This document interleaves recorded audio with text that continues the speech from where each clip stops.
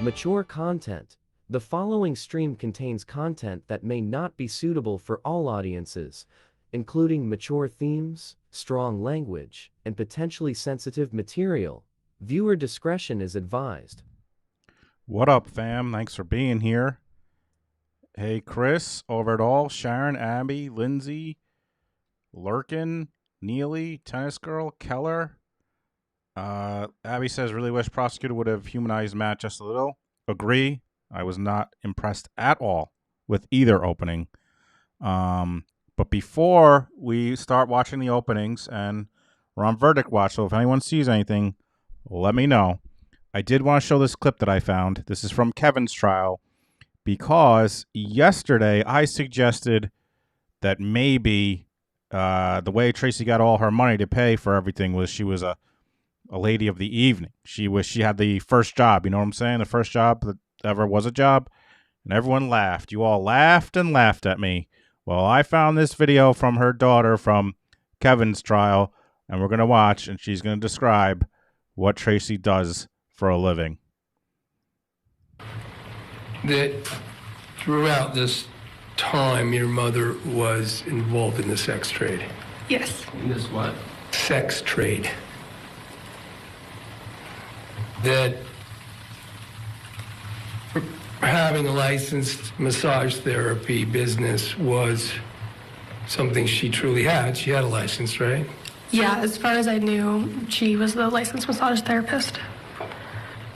But in fact, at least some, if not the bulk of what she did, went beyond just massage, and she engaged in sexual activity with quote-unquote clients, right? Yes.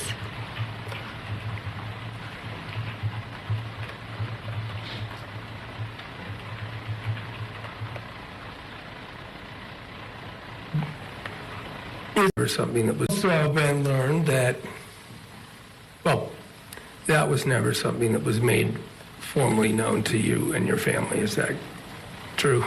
Correct. Like, I had suspicions growing up, but never addressed them to her and never sought to seek out if that was true officially. And now, and it's also become knowledge, and you know that your mother had what she called a studio, right? Yes. And that now we know that that's where those things occurred. Yeah, it's my understanding that it was actually an apartment where she would continue that work. Did she call the studio? Yes, that was referred to as her studio. So during these times and these months, individuals in that world, if you were involved frequently with your mother. You've learned that, right? Yes. So anyway, that may be how she afforded 20 people to go to Disney, paying for all their flights and their room and board and their T-shirts, etc. Any hoozle. Here we go. Closing statements, putting this on at least 1.25, possibly 1.5. Let's start for 1.2 and let's see how it goes.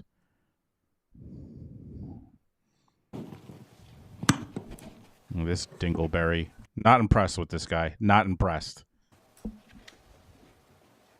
I get the sense he thinks very highly of himself. Kevin Ellis pulled the trigger, but Tracey Grist killed Matthew Rastelli. The question isn't whether it was murder. The question is whether Tracey is tied to that murder.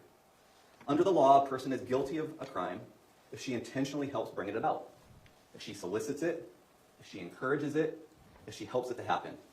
She doesn't have to pull the trigger to The CC is just terrible, so sorry, whoever wants CC. be a murderer. So again, Kevin shot, but Tracey is a murderer. Fueled by her hate for Matthew, inspired by her interest in true crime, Tracey planned and executed a knockoff of the Donna Guess I gotta put up the old volume booster. Adelson conspiracy. After all, as Tracey herself put it, sometimes you have to color outside the lines. Now in this conspiracy, Kate and her kids were the motive, Kevin was the means, and Tracey was the mastermind, the manipulator. Let's briefly address each of those three. Start with the motive. Kate was unhappy in her marriage. She viewed it as loveless, She had already moved on to other men. She wanted a divorce and custody of her kids. But when she ran away to Utah, a divorce attorney told her it wouldn't be so easy. As she put it in a text to her friend, she felt both hopeless and fucked. Tracey too gained a motive by this turn of events. Remember what Matt texted her after she convinced Kate to skip town on him. You infected Kate. As a New York Mets fan, I can relate to feeling hopeless and fucked. With the need to leave California.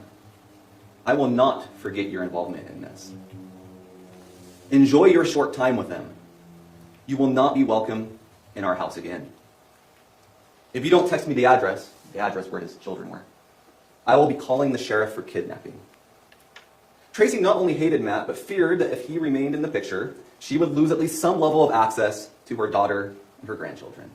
Everyone understood that this was the final straw. So Tracey did what a lawyer could not. She copied an idea, a way out of the marriage with no California court, no sheriff, no shared custody, and no loose ends. It would kill Matthew.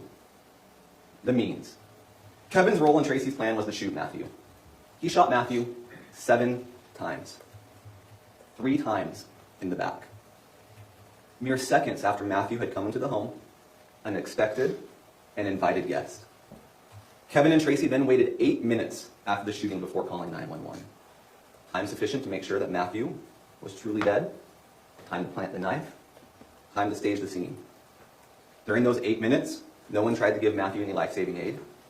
During those 8 minutes, Kevin said to be careful because Matthew might still be moving or kicking. And during those 8 minutes, as I said, the knife was planted. That gun used to kill Matthew? Tracey's. The knife planted in Matthew's hand? Tracey's. The manipulation. Tracey was the mastermind of this murder. She was at the gravitational center of this entire family. She was the one who got each and every family member to carry out their needed part, and certainly some of them did so unwittingly as to what Tracey's ultimate goal was. She was the connection between Kate and Kevin. We heard they didn't really have much of a relationship before Kate fled with the children to Utah. She was literally the voice in Kate's ear, telling Kate what to say when Kate was speaking on the phone to Diane, Matthew's mother. She dictated to Kate what Kate should say or text to Matthew as Kate was luring him to Utah and inside the home. And Tracey was metaphorically the voice on Kate's shoulder as she convinced her that this was the way out. She manipulated Kevin. She preyed on his protective instincts for Kate, but more importantly, his instincts for those 2 children. She pressured him into ambushing, shooting, and killing Matthew. So she manipulated Rachel to get Rory and Jake out of the house so they wouldn't be witnesses. She manipulated Rachel to be the lookout, feed updates as Matt drove to Utah.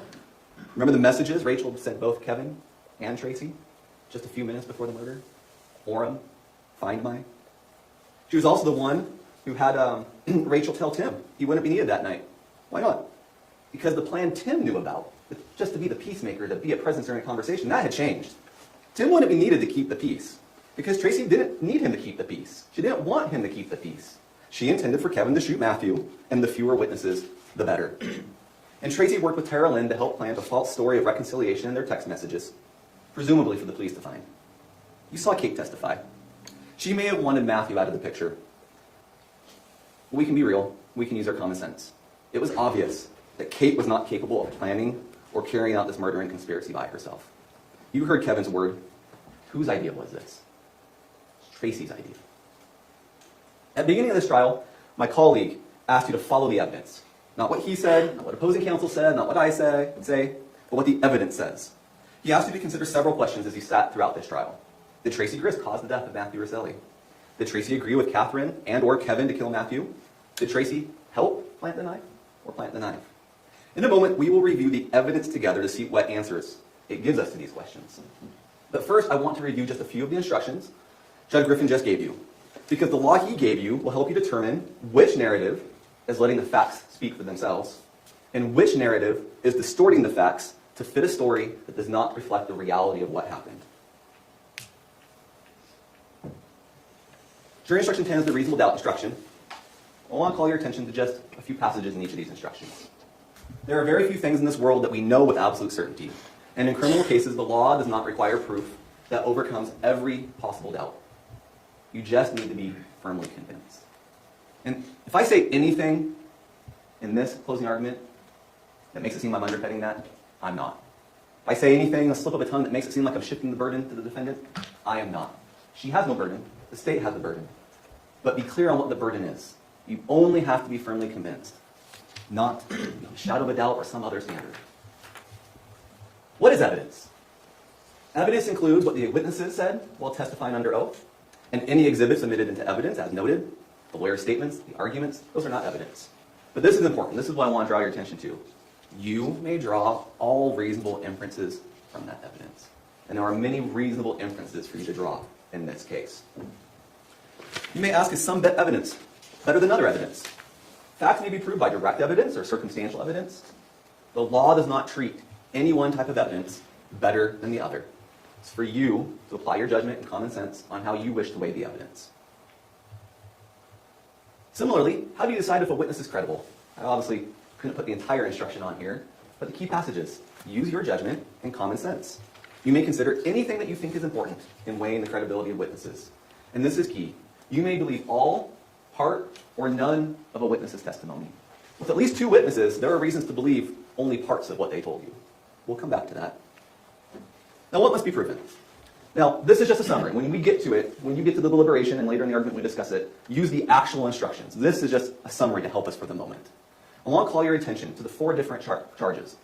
One of them, domestic violence in the presence of a child, there's 2 counts for each of the 2 children. But you'll notice that murder, as a party to the offense, did Tracey get Grist cause the death of Matthew? Obstruction, as a party to the offense, did Tracey plant the knife or make an untruthful statement to police or 911? Domestic violence in the presence of a child, as a party to the offense, did Tracey Grist commit the murder in the presence of the children? And then conspiracy is slightly different. Tracey Grist, intending that the crime be performed, agreed with one or more persons to engage or cause the performance. 3 of these charges have that language as a party to the offense. And that's important to look at for a moment. What does that mean? How can you be a party to the offense? If she has the mental state required for the offense, that's something the instruction will tell you a little bit more about in a moment. If she directly commits it, or if she solicits it, or requests it, or commands it, or encourages it, or intentionally aids it, she's just as guilty as the person who actually did it. So if she solicited, requested, commanded, encouraged, or aided Kevin in shooting Matthew, she's guilty of murder. The same for the obstruction, and the same for the domestic violence in the presence of a child. Now, with this law in mind, I want to review the facts together with you. And in these facts, we will see, as surely as the day is long, that Tracey Grist boring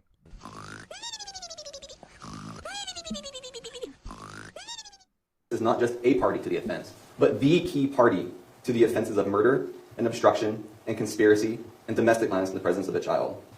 Now, we admitted a lot of exhibits in this case, a substantial amount. And this is just the documentary evidence, not to mention the videos, not to mention the audio. I'm going to thank you in advance for your patience as we go through some of that. We don't have time to go through all that. You can choose in your deliberations to go through all of it. I want to highlight the key points for you. So let's turn to the evidence. We begin with a more in-depth look at the development of the motive and origins of this conspiracy. Now, as you've heard, Matthew and Kate married in 2016, and they lived in California. This is so ChatGPT. Like, he's like, ChatGPT, give me an outline to convey this information to a jury to get a conviction. They certainly have their issues. It's called a toxic relationship during trial. Regardless, by early 2024, that relationship was strained. Kate was unhappy. She viewed it as loveless. She had already had an affair, or as she called it, stepping out on the marriage. And that was a point of conflict between her and Matthew. You saw the evidence. In January 2024, Kate confided to her mother that she wanted out of the marriage. They've been fighting so much. I want out. By May, texts between Kate and Tracey, again, reflect continued frustration and unhappiness. I hate my life. I hate that I have kids with Matt. This is so bad. I hate him so much. Ultimately, Kate was unhappy enough to separate from Matthew, essentially disappearing without warning on June 20th, 2024. She took their 2 young children to live at her mother's house, Tracey, in American Fork, Utah, driving the rental car that Tracey paid for and arranged for her to have. After Kate came to Utah, she and the Grist family learned that separating from Matthew and getting custody of the children wouldn't be very clear-cut. It would be very difficult. The biggest problem was that California still had legal jurisdiction over the children and the marriage. You heard Kate's recorded conversation with the lawyer that she shared with the family, where she learned the reality of their situation. as Kate summarized to her friend, honestly, I'm fucked. Just dumb California law. I just feel hopeless. So the evidence is clear about the development of Kate's motive. But in the evidence, we can also see the development of Tracey's motive and thoughts in parallel to Kate. In January, when Kate confided to her mother that she wanted out of the marriage that they'd been fighting, how did Tracey respond? She called Matt. She threatened him, even though, as she puts it, she was just watering down her words. And then Kate said, don't call him. And she replied that she wouldn't. I'll just drive 9 hours and strangle him. Fuck him. By May, Kate had again confided that she hates her life. This was May 22nd. And the next day, Tracey searches the web for mountain lion. Searches the web for this. What scent attracts mountain lions to human? Tracey says, this is just a joke. I don't know about you. I've never had Google laugh at one of my searches before. This was for her and her alone. Good one. Ha ha ha ha. Oh, I've never had it laugh. I've never had Google laugh at me either.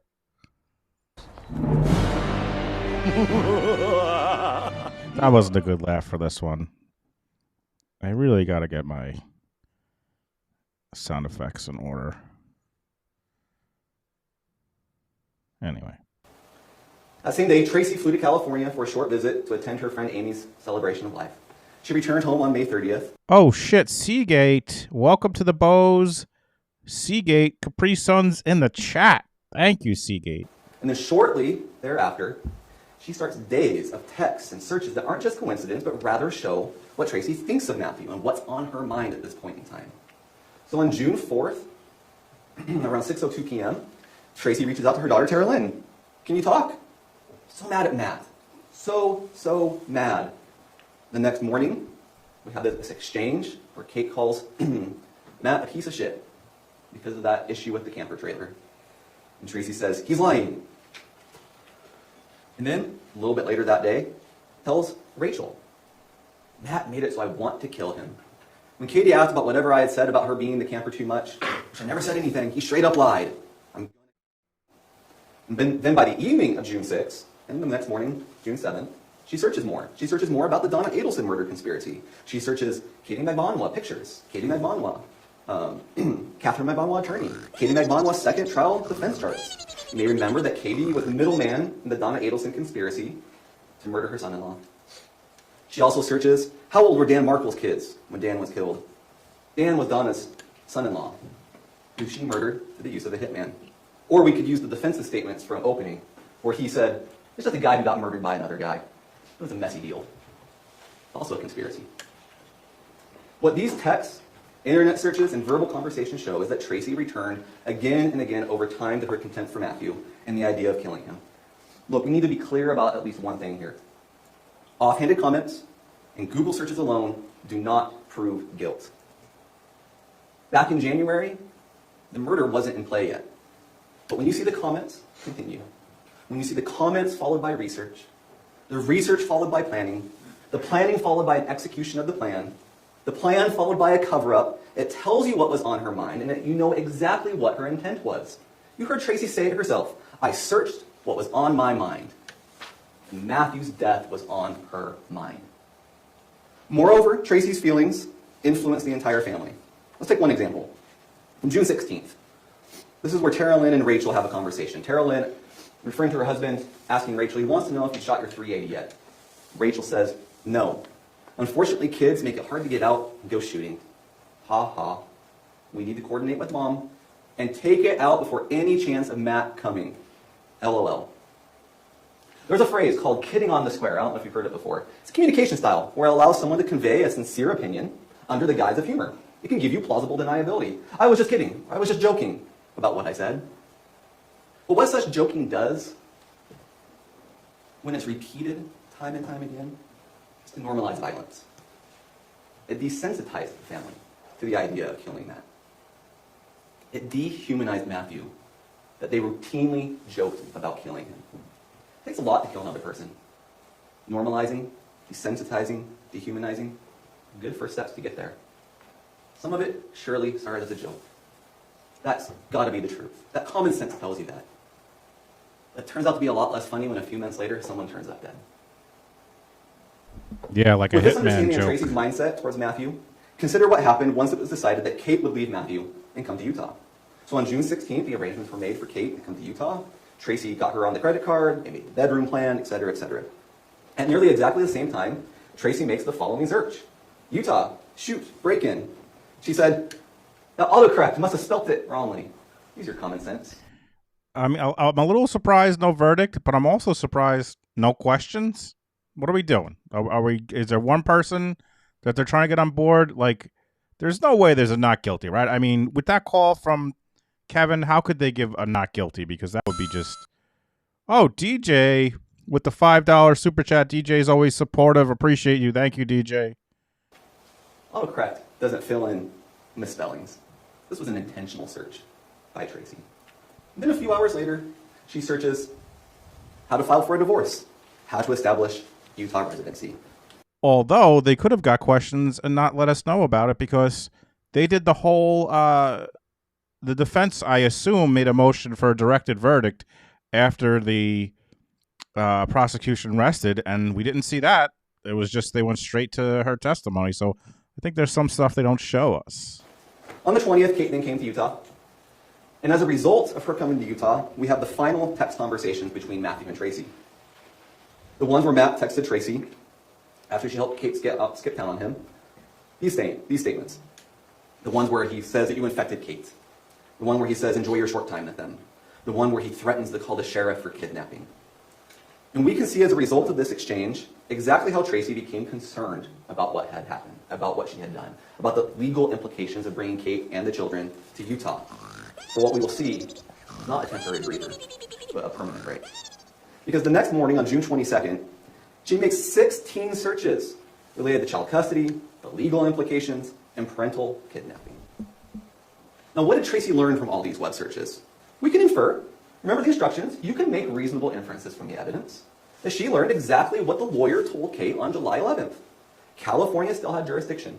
Jurisdiction for the divorce, jurisdiction for child custody, and there was no way Kate was going to get sole custody of the kids in Utah. And now, at this point, after that, Kate had very real reason to fear losing at least some access to her daughter and her grandchildren. There was the lawyer call on July 11th at 3:29 p.m. Lasted approximately 31 minutes. What did Tracey search at 4:39 p.m.? When was Donna Adelson arrested? So approximately 40 minutes after the lawyer call ended, Tracey is researching how long it took Donna Adelson to be arrested for getting rid of her inconvenient son-in-law by murdering him during a custody dispute. Is it a coincidence? If you still have any lingering doubt that Tracey didn't know exactly what was going on with the lawyer or wasn't controlling absolutely everything and everyone in this family, remember her conversation with Tara Lynn from before the lawyer meeting. Tara, call Kate. Help her with what to say to the lawyer. She's happy about not going back, and she needs to take legal steps now. School starts soonish, July 1st. Does this sound temporary to you? Tracey knows Kate isn't going back, even if she testified otherwise. She directs both Tara and Kate on what to do. And let's be real, kids don't need to be registered for school in Utah if they're going home to California. What else Tracey say? The next day, I'll listen to the lawyer call and report. So what do we know? We know in Tracey's own words that she had contempt for Matt, hated Matt, disliked Matt. Use your adjective of choice. We know in her own words that she stewed over his supposed lies. We know in her own words that she repeatedly joked. She discussed killing him, harming him. We know in her own words that she was well acquainted with murder conspiracies. We know in her own words that she was researching about shooting intruders. We know in her own words, after Matthew threatened to call the sheriff over kidnapping, that she was concerned about parental kidnapping and the legal implications. And we know the lawyer told the family that this wasn't a legal battle they were going to win. Was there an initial plan for this family, for Kate, to pursue a divorce? Yes, that was the initial plan. But by this point, by July 11th, the backup plan took priority for Tracey, Kate, and Kevin. A way out. But that way out was to get Matthew out of the picture permanently. I want to remind you of one more thing on this point before we move on. Kate testified that the conspiracy first came together about a week to a week and a half after she got to Utah on the 20th.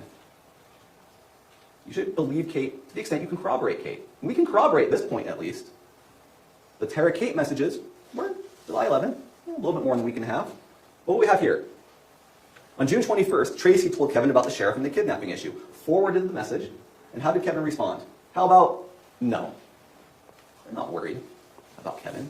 Sorry, they're not worried about Matt. And on the 26th, Kate texts Kevin, what day are you coming back? Wondering for Olaf. Nickname for Matt. If I have to rush back, I can make that happen. June 29th, that week to week and a half. What did Tracey tell her sister and her brother? I want him to show up. He still thinks it's only for another week. And of course she wanted him to show up. You can't remove Matt from the equation if he's not there. In the end, whatever the exact moment was that the plan came together, whatever the exact moment the agreement was made, after the afternoon of July 11th, the die were cast. The loose strands of Tracey's ill will towards Matt, the lingering thoughts of harming him, the inspiration from another murder case, were woven together in that final day and a half into a conspiracy that culminated when Kevin shot Matthew. And if you believe at any point in time, whether it was an hour, a day, or a month before the murder, that there was an agreement, that is conspiracy, and Tracey is guilty of the conspiracy and the murder. Now, to be sure, this was a poorly executed conspiracy, with an even worse cover-up, what the defense called the messiest conspiracy. But a messy conspiracy is a conspiracy nonetheless. So now we are going to move to the execution of the conspiracy and its unraveling. The evidence of it, at least in retrospect, can be broken down into 4 phases. And so that's how I'll break it down for you today. They had to lure Matthew to Utah. They had to funnel him or get him inside Tracey's home. They had to ambush him and cover it up. So phase 1, luring Matt to Utah. We've already acknowledged this. For this to work, Matt has to come to Utah. But we also know Matt doesn't want to drive out to Utah. Kate had come to Utah under that guise of the temporary breather. Matt wanted Kate and the kids to come home to California and tried to assist Kate in coming without him traveling too. Matt, as you can see in these exhibits, this is what this is talking about, had arranged for the rental car and given her $600 so she could rent the car and drive back to California. So this was on the 11th that Matt had actually taken these steps for Kate to come to him and not vice versa. But then Kate and Tracey worked together to create excuses as to why Kate couldn't drive to California and Matt had to come to Utah. They came up with at least 2 ruses that we know about, the sprained ankle ruse and the can't rent the car ruse, right? And so you can see on here the development, or not necessarily the development, but the evidence of the spraining of the ankle ruse. There's a discussion about the car rental, and what does mama say? Plus, you're going to sprain that ankle. And you saw in evidence, and you can review more fully if you wish, the entire text exchange talking about this supposed sprained ankle, about how they're going to go to the DI and get crutches, and so on and so forth. And then, again, later on, the can't drive with that angle comment. And further, the excuse of not being able to do it because of the out-of-state driver's license and credit card versus debit card issue. Throughout these messages, you can see that Tracey is in control of this, not Kate. Tracey is directing this show. At Tracey's direction, not only did Kate convince Matt to drive to Utah, but she convinced him to drive the truck, along with the air tag in it. You heard a phone call in which Matt expressed concern about the truck breaking down and wanting to borrow the car, but Kate was insistent he had to drive the truck. We'll come back to that in a second. That was Exhibit 13. It's around 10 minutes long, so I won't play the entire thing right now. But there's several quotes in there. One of them was, you can't just roll the dice with the truck. Several times that Kate comes back and back, urging Matt to take the truck. And you know why, because the air tag that had been hidden inside the truck, in the bin, under the pile of trash. One Matthew didn't know was there, partially because of the trash, and partially because he had the Android phone and wouldn't see it. Now, Tracey, Kevin, Rachel, and Tara Lynn, unlike Matt, could and did track the air tag, including when Matthew came to Utah. We'll just go over a few examples. Right? Okay, so here is Tara Lynn telling Kate to hide the air tag in the truck. Then we see the group message that was created between Tracey, Kate, Tara Lynn, and Rachel, where they're all tracking Matthew. Comments are made during this discussion. Well, you might break down the desert. Ha, ha, ha, ha. At least we can watch it. Well, watch it because they can track it. And that was Tara Lynn saying that. Rachel responds, at least we'll be able to track the truck as long as the air tag stays there. We have elsewhere, a few days later, Kevin tracking Matt, telling Kate, hey, the tag is still active. And here's a screenshot of his current location. Even Kelly, Tracey's sister, knows that she's tracking Matt. Have you been getting hits from the air tag in the truck? You can infer Tracey told her about it. Despite Kate convincing Matt to drive to Utah in this trackable truck, there was another problem. Matt was reluctant to come inside the house. There was a few reasons for this. One, he didn't want to turn off the truck because of the whole starter issue and the concern of would it turn back on. But the evidence also shows it was just because of what his purpose was. He just wanted to pick up the kids, get his little family, get him in the truck, and go home to California. By the way, before I forget to say this, I was telling Shannon, I almost think the defense would have been better to try to go the route that the family thought that Matthew was abusing the kids, and they felt they had to get rid of him because he was abusing the kids. I almost feel like they would have had a better chance than with the shit they got now. Don't get me wrong, I don't think he was abusing the kids, but I almost feel like they might have got a juror to say he's guilty. We can't let this abuser of children be out there or something. I don't know.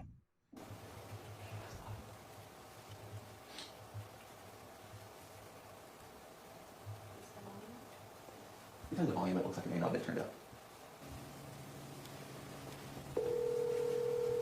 Yeah, how's it going? Good, how are you? Pretty good, what's going on? I just called to see how your drive is going. I'm just passing that abandoned water park. Oh, fun, cool. Yeah, I just like going out and doing it. Yeah, my mom said if you're too tired, when you get here, that you can always sleep here. She said she'll keep her distance. She'll actually be asleep. Oh my god, I'm just not gonna talk, that's all. Okay, or if we want, we can get a hotel. She said she'll give us $100 towards it. No, it's not like that. I just wanna see my baby, see you. Just, I brought my pillow and everything else. Right. So, I'm not really worried about it. So, what do you want to do? I want you to be comfortable. I will be, I just be comfortable once I have my family. Okay, well, good. Oh, Okay, awesome. yeah. So, cool. I'll just keep trucking along here. The morning started with these text messages. Good morning, getting up and getting moving. Exciting for today. That's what Kate told him. He responds, I'm over the moon. Can't wait to hug and kiss you all. You have other phone calls in the record that you can listen to from the morning. That last phone call you just heard was at 2:20 in the afternoon.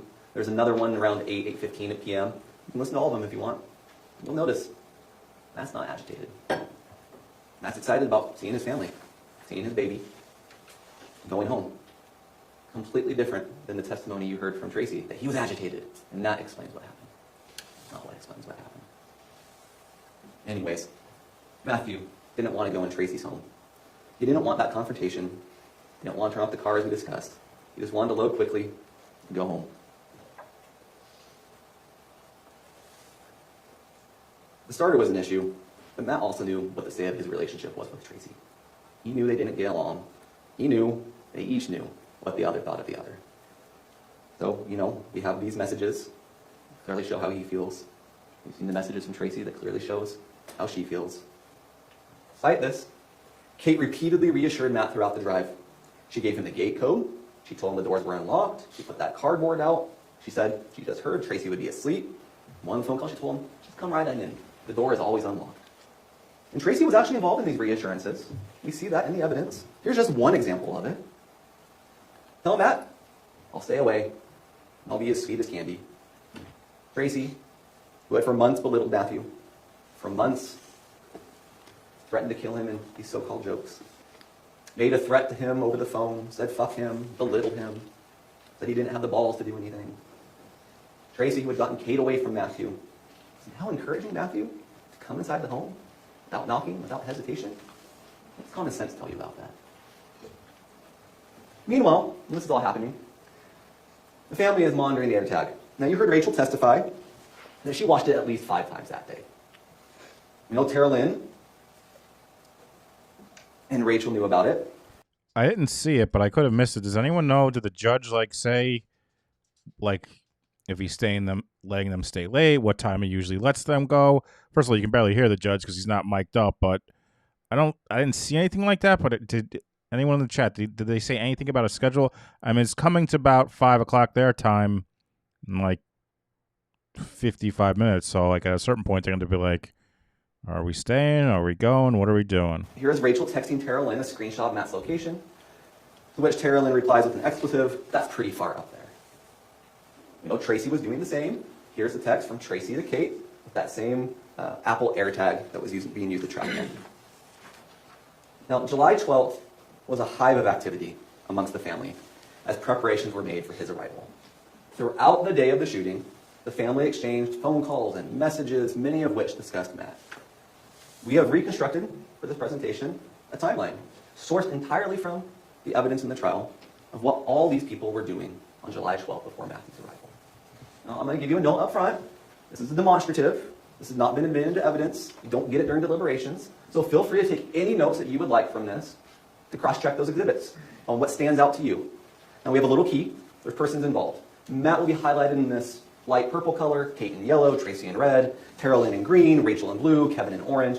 Aurora, Jake, and Tim don't appear very frequently, so they're just still in white. You'll understand it. And then the communication types also get colored.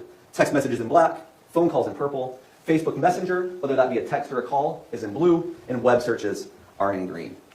At the top, you'll see the time, you'll see the sender, you'll see the receiver, you'll see the message or a description of what it was, you'll see the duration or an indication that it was a text message, and you'll see a note to the exhibit number, because like I said, these are pulled from the exhibits. Feel free to refer to them during deliberations, should you so choose. I'm sorry I tweeted this, but to me this is too noisy. Like, there's nothing better than, I'm trying to think of other than Georgia and her team and what why am I blanking on the Pat Sanford, where they have the pictures and the text and the pictures of the people and the lines going from person to person. That is just the best way. Like, this is just, I don't like this at all. So it starts out, good morning, Exhibit 8. We've already been over that text exchange. And then Tracey and Kate have this discussion about the rental car. Darn that rental place for not taking a debit card. Kate, I have to be more upset. And then they have a continued discussion about that.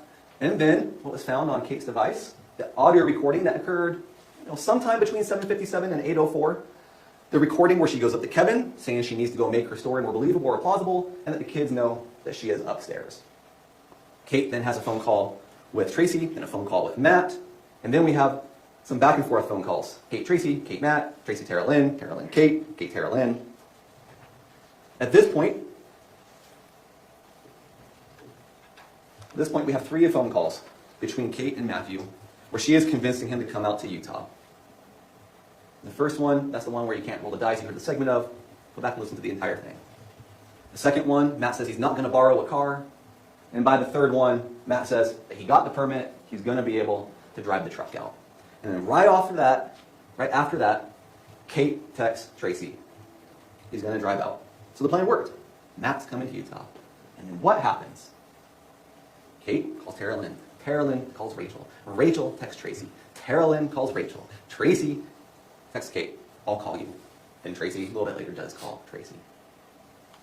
Have you ever seen the third Lord of the Rings movie, Return of the King? Or is that one scene where they light the beacon tower and it just goes down the change and each one gets lit in a row? That is exactly. All right. I made a short about this, but I'm going to talk about it right now. Absolutely not, you fucking nerd. I am a big Lord of the Rings nerd. I like, and I barely knew what he was talking about. I had to look it up. You think this jury knows what the fuck he's talking about? You want to put some nerd shit in here? Do it at your trivia night. Do it at your D&D Dungeon Master meeting in your basement. Don't fucking put that reference. That's your reference. Think of a better reference that everyone's going to know. Maybe one nerd on the jury knows it. Is Peter Jackson on the jury? Is Viggo Mortensen on the jury? What are you doing, nerd? That was not a good reference. What are you doing, you fucking nerd? Like, what? What are you talking about? Is Gandalf on the fucking jury? See what's happening here. At least on this day, everyone in the family that's involved in these conversations knows what is going on with Kate and Matthew. And then we have that text message we already looked at where Tracey shows the AirTag location. And then we have a phone call between Matt and Kate where Kate confirms that Matthew is coming inside. Yeah, probably just pull right up in front Is Elijah Wood on the jury? Is Frodo? Is Bilbo Baggins on the jury? of the house, you know? Yeah, let's load up. How long do you think it'll take? Like 15 minutes to load up? Yeah, not long at all. Yeah, I'm not trying to rush you. I just don't No. like this product. That's all, you know? No, I get it. Yeah. You gonna come inside? Are you gonna come inside and help me load up? Yeah. Okay. Yeah. The front door is always unlocked, okay? So that entire call is about 11 minutes, Exhibit 16. There's more to it. Those are some highlights. Then we get to lunchtime. We again have a flurry of calls back and forth. Or I guess I should say messages. Some of these are Facebook, some of these are phone calls, some of these are written communications. We see that Rachel sends the image of Matthew's AirTag. Carolyn, that's where she says that's pretty far up there. And then again, we have some flurry of overlapping phone calls and messages between Kate and Tracey and Rachel and Tara Lynn. And then right at the end of this back and forth, you'll see at 12:58 there's a phone call between Tracey and Kate while on the phone with Rachel. We're not sure if that's a three-way or if Rachel's put on hold at this point. And then there's a call between Rachel and Tara Lynn, and then a messenger between Tara Lynn and Rachel. But then what do we see? Tracey and Tara Lynn have a phone call that lasts 3 hours and 56 minutes. Then they have a phone call through the Facebook app for 30 minutes and 30 seconds. And then immediately after... Like, why isn't Tara Lynn charged? Because she wasn't there? And Rachel? Like, do they think they weren't involved in this? They're just innocent? They don't have enough on them? After that, over 30 minutes of communication, they have a text exchange. And I submit to you that this text exchange is completely out of place to the tenor of everything else. In this text message, they continue going on about how happy they are that Kate is going back. I was calling to let you know that Matt is headed out. She already knew by that point. To pick up Katie and the kiddos. Your phone is kind of annoying because I came and had a normal conversation with you. She's going to try to make it work and be a positive experience. I told her I'm a little nervous. Heart emoji to Tracy's first message. I know he's trying, but I'm nervous and trepidation for sure. I support her completely. I really need you to support her because she is on the fence. And she needs our love and support to do so for the kiddos. Tracey continues, my only prayer today is he's peaceful and continues to be peaceful. With her, nachos, but she corrects it. Sorry, the month to months, so I'll read it corrected. With her, not just on the drive back from California, but also in the months to come, so not just. And then Tara Lynn responds, from what Kate was telling me, it sounds like he's gotten sober and is really trying. I'm still worried about his temper. I'm still hoping that he's really had a change of heart in the last couple weeks. I'll definitely try to be supportive. It does make me nervous, though, because he says one thing and then he just does another. Submitting to throughout all of this, it's not Matt who said one thing and did another. Tracey, I love you. Tara Lynn, I know that them working this out would be the best for everybody, and I will support her no matter what. Sorry my reception is so crappy. I would have loved to have this conversation with you on the phone. Just on the phone for nearly 35 minutes. Tracey, I love you, and all I care about is that she is happy, and that the kids are happy, and I feel like her giving this another chance, especially after she came out for some time to think. It continues. The hardest part, continue this, another page or two. Tracey discussed about how she would just stay out of the way unless Matt wants to come in and say hi. I'll give them space. I feel like Matt is not happy with me, and I let Katie stay with us, so I'll be fine. As time goes on, I'll be fine. Probably for the best, and so on and so on. Discussion of marriage counseling. The excitement of seeing his family will be just all he's thinking about. Same. Oh gosh, don't say that, Tracey says. If he stews on the whole drive, that would not be good. I pray to God he's only excited to hug those babies. 100%, Tracey says to that. Tracey continues, hey there, I need to focus, so I love you, and I'll talk to you later. And I do not like that. Your phone is ridiculous right now. But I can't imagine how you might be feeling about that dang phone. You probably want to throw it across the room. Tara Lynn, I know, I feel like you only want to see the good side of things sometimes. And I hope that you're right about that things go well. For real. I'll let you work. But thank you for taking the time to text with me. I feel so isolated with my reception being so expletive. We know she's free to use expletives in so many other communications. She edited this one for some reason. Yet one more reason to show this is a ruse, this is planted. Does anyone really believe this? This is completely incredulous. Here's another one that we know that they knew that Kate wasn't going back. Tell everyone not to engage with Matt. There won't be us after this deceptive mood. Great. That's kind of the plan, dude. That's kind of the plan, dude. There won't be us after this. Any event, after that additional ruse, Tracey and Kevin, quick phone call, they're meeting for sushi. Tracey immediately starts planting messages with Kate. What happened since the previous day? Why is she excited now about this? Well, they're excited because they lured Matt out to Utah. He's going to come in the house. So while Tracey is putting up this farce, Kate is relating information to Matthew. Tracey, you see right there at 2:13 p.m., searches the It's Happening meme. What's happening? Why is she so excited? And well, again, Tracey is putting up this farce. Rachel is clearing the house. You can see that she calls Jake, she calls Tim, she calls Aurora, she calls them all off. Rachel and Jake live there, so just make sure they're not there. Tim, who was going to come over, hear his testimony, he was told not to come. And then we continue to see phone calls throughout the afternoon being exchanged, some of them missed, some of them connected. But what's most important is that Kate and Tracey continue the ruse of Kate going back to California and those messages to Matt. You heard about preparations. You heard. All right, look at this shit. This Rachel shit. Rachel's involved in this shit, and she's guilty just for this right here. Look at this. Look at this smiley face. You don't put the ellipsis, the parentheses, before the eyeballs. You do the dots, and then you do the smiley face. If you're gonna do it old school, you do the dots, and then you do the. You don't put the smiley. You don't put the smile first. She's guilty. I know it. She's guilty. They just don't have enough, but I don't think they are realizing that this shows that she's a fucking murderer. You don't put the fucking smiley before the eyes. The smiley goes after the eyes. Come on. Bring reasons for the preparations, but we do agree that the children's toys were cleaned up and placed in another room. You see in the photos that the blanket was placed on the couch right next to where Matt was shot. And also during all these preparations, the family monitored Matt's location. Kate consistently told Matt that she loves him.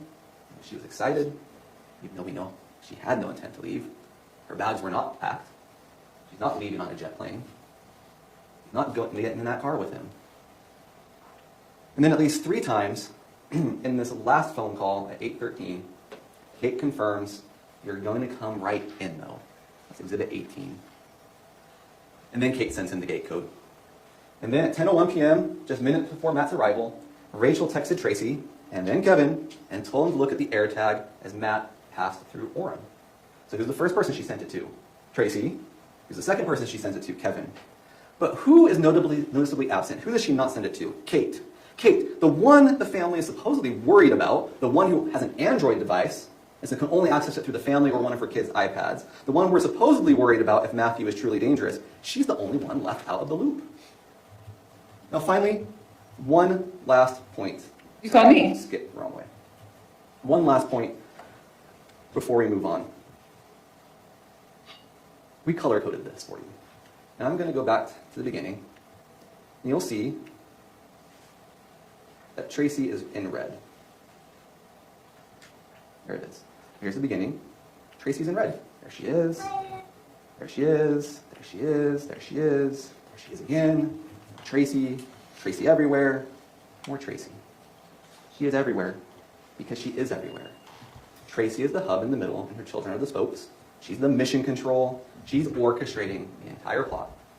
She agreed with Kate to have Kate, lure Matthew to Utah and come inside the house. She agreed with Kevin to have him lie and wait and shoot. And then she had Rachel get Rory and Jake out of the house and call Tim off and track Matt's location.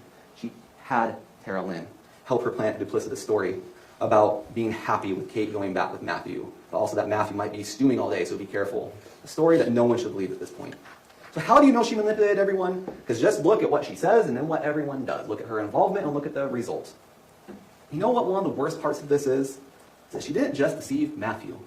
She deceived some of her own children into doing her bidding without them ever realizing what was truly happening. You called me? We're going to move on to the ambush, the phase 3 as I've divided this. So at 10:01 p.m., Matthew was in Orem. Within minutes, he arrived in American Fork. Just before 10:06, Matthew entered the gated community. Inside Tracey's home, Kate was upstairs with the children. Tracey waited in the kitchen, and Kevin had put on a holster and Tracey's gun in preparation for Matthew's arrival. You know, there's really no other explanation for why he'd have the gun and holster on. 10 o'clock at night, inside his own home, a safe, gated community. The explanation that you should infer is that he intended to use it, and that's why he had it on under those circumstances. And having been called off or sent away, no one else besides the 2 youngest children asleep upstairs were in the home. At 10:06 p.m., the neighbor's security camera recorded Matt's truck pulling up to Tracey and Kevin's home. It took around 30 seconds to park. The video at least lasts 30 seconds, and you see him at least stopping by the end of it. And then he gets out and goes in. At 10:07 p.m., there's the parked truck. At 10:07 p.m., within mere seconds of his entry, neighbors said they heard the gunshots from the home. Now, when you look and analyze the physical, the forensic, and the medical evidence all together, it shows you what happened. So as shown in this slide, which I already had up, Matthew took over a little 30 seconds to stop. He left his hazard lights on when he got out. He carefully parked over the cardboard, took a few moments, whatever time he needed, and then proceeded inside. He walked to the front door and entered the home as he was told to. Remember, the door is always unlocked. The screen had been removed. And he took off his sandals right inside the front door as a good guest does. And then we can see from the Faro scan that immediately, or within seconds of mass entry, Kevin began shooting. Matthew tried to flee down that hallway to the left. That makes sense because the evidence shows Kevin must have been standing to his right based off bullet casings, bullet trajectory, and all the other scene evidence put together, not any one individual thing. Now, unfortunately, Matthew didn't make it far. You can see with the black redacted box where Matthew fell after being shot in the chest, the side, the wrist, and the back 3 times while he moved away from the door towards the hall, landing that 10 or 15 feet from where he left his sandals. Now, we're going to come back to that aspect in a moment and where Matthew fell. But for now, just remember what the crime scene expert, he pointed out where Kevin would have been based off the totality of the circumstances. Casings, the bullets, the trajectories, and all that. And from his testimony, you may reasonably infer that this was an ambush. 10:06, you saw it on the video, 30 seconds, more time to get to the door, 10:07 shots fired. There wouldn't have been enough time for Kevin to run around to that garage and get that gun from the safe. There would not have been enough time for Matthew to walk around as was described in some of the testimony. It was immediate or near immediate ambush. And that's the result. At 10:08 p.m., the neighbors who had heard the shots texted Tracey and asked if they were okay. At 10:09, no response. They called 911. Now, around this time, Kate, who had stayed upstairs with the kids, overheard Kevin say something to the effect to be careful, because he, being Matthew, might still be moving. Interestingly enough, that's one of the few things that Kate said that didn't have some form of independent or external corroboration until Tracey took the witness stand and said the same thing. So at least that part was true for her testimony. Tracey did not call 911 until more than 8 minutes after the shooting, 6 minutes after the neighbor had called. And by that time, police had already been dispatched and arrived 2 minutes into Tracey's call. According to the Law and Crime chat, they're saying they're about at 4 hours of deliberation right now. Notice when they arrived, the lights were still off. No one in this 8 minutes turned on the lights. They were expecting him and didn't have the lights on awaiting him. Like I said, it was a bad cover-up to a bad conspiracy. We'll come back to that. In that 911 call, Tracey described Matt as armed with a knife, even though when she testified yesterday, she couldn't remember seeing the knife. To police who arrived, Kevin's first words were, "That guy had a knife and I voiced him off." These statements were not true. Matthew was not armed, he was not an intruder. Remember, he was invited, he was expected, he'd been tracked, the cardboard was out, he's given the gate code, specifically told to come in. Walk right in, because Tracey would be asleep. But she wasn't, and he did, to his death. This brings us to the cover-up, the obstruction, perhaps a better way to put that. First, there's the knife, okay? As known in the 911 call, Tracey said Matthew had a knife, and then when police arrived, Kevin claimed Matthew had the knife. At the police station, Kevin reiterated, Matthew had a knife. Tracey said the same thing at her interview at the police station. Hours later to the neighbor, Tracey also said Matthew had a knife. That's the story. A knife, as you can see, was found in Matthew's hand, but that knife was planted. There are numerous pieces of physical and forensic evidence that show this to be the case. Let's start with the photo. Just to start with common sense. Does that look like that knife in these conditions was planted? Or had he been holding it all along? Now, as you consider that, consider this evidence. That knife is in the wrong hand. Matthew was left-handed. That knife is in his right hand. Second, the knife is in the wrong position. It's backwards in the wrong hand. So the blade is facing inward, and the spine of the knife is facing the fingers, with the finger grip facing the palm. Can I get that, please? So what I have here is not the actual knife. The actual knife is in that exhibit box. Remember, we showed it to you. You maybe saw the zip ties. So this evidence had DNA testing. You can't touch that. You can see it if you'd like. So we have brought in a demonstrative. This is you could call it a replica if you want. You could call it a facsimile. It's just another copy of that knife. You can see what it is, tactical knife. You can see back here the spine. You can see right here the finger grip. And you can see how someone would naturally hold this knife if they were going to use it. But you can also see from that photo Now, that's not how the knife is being held in his hand. It's being held 180 degrees backwards, because it was planted in his hand.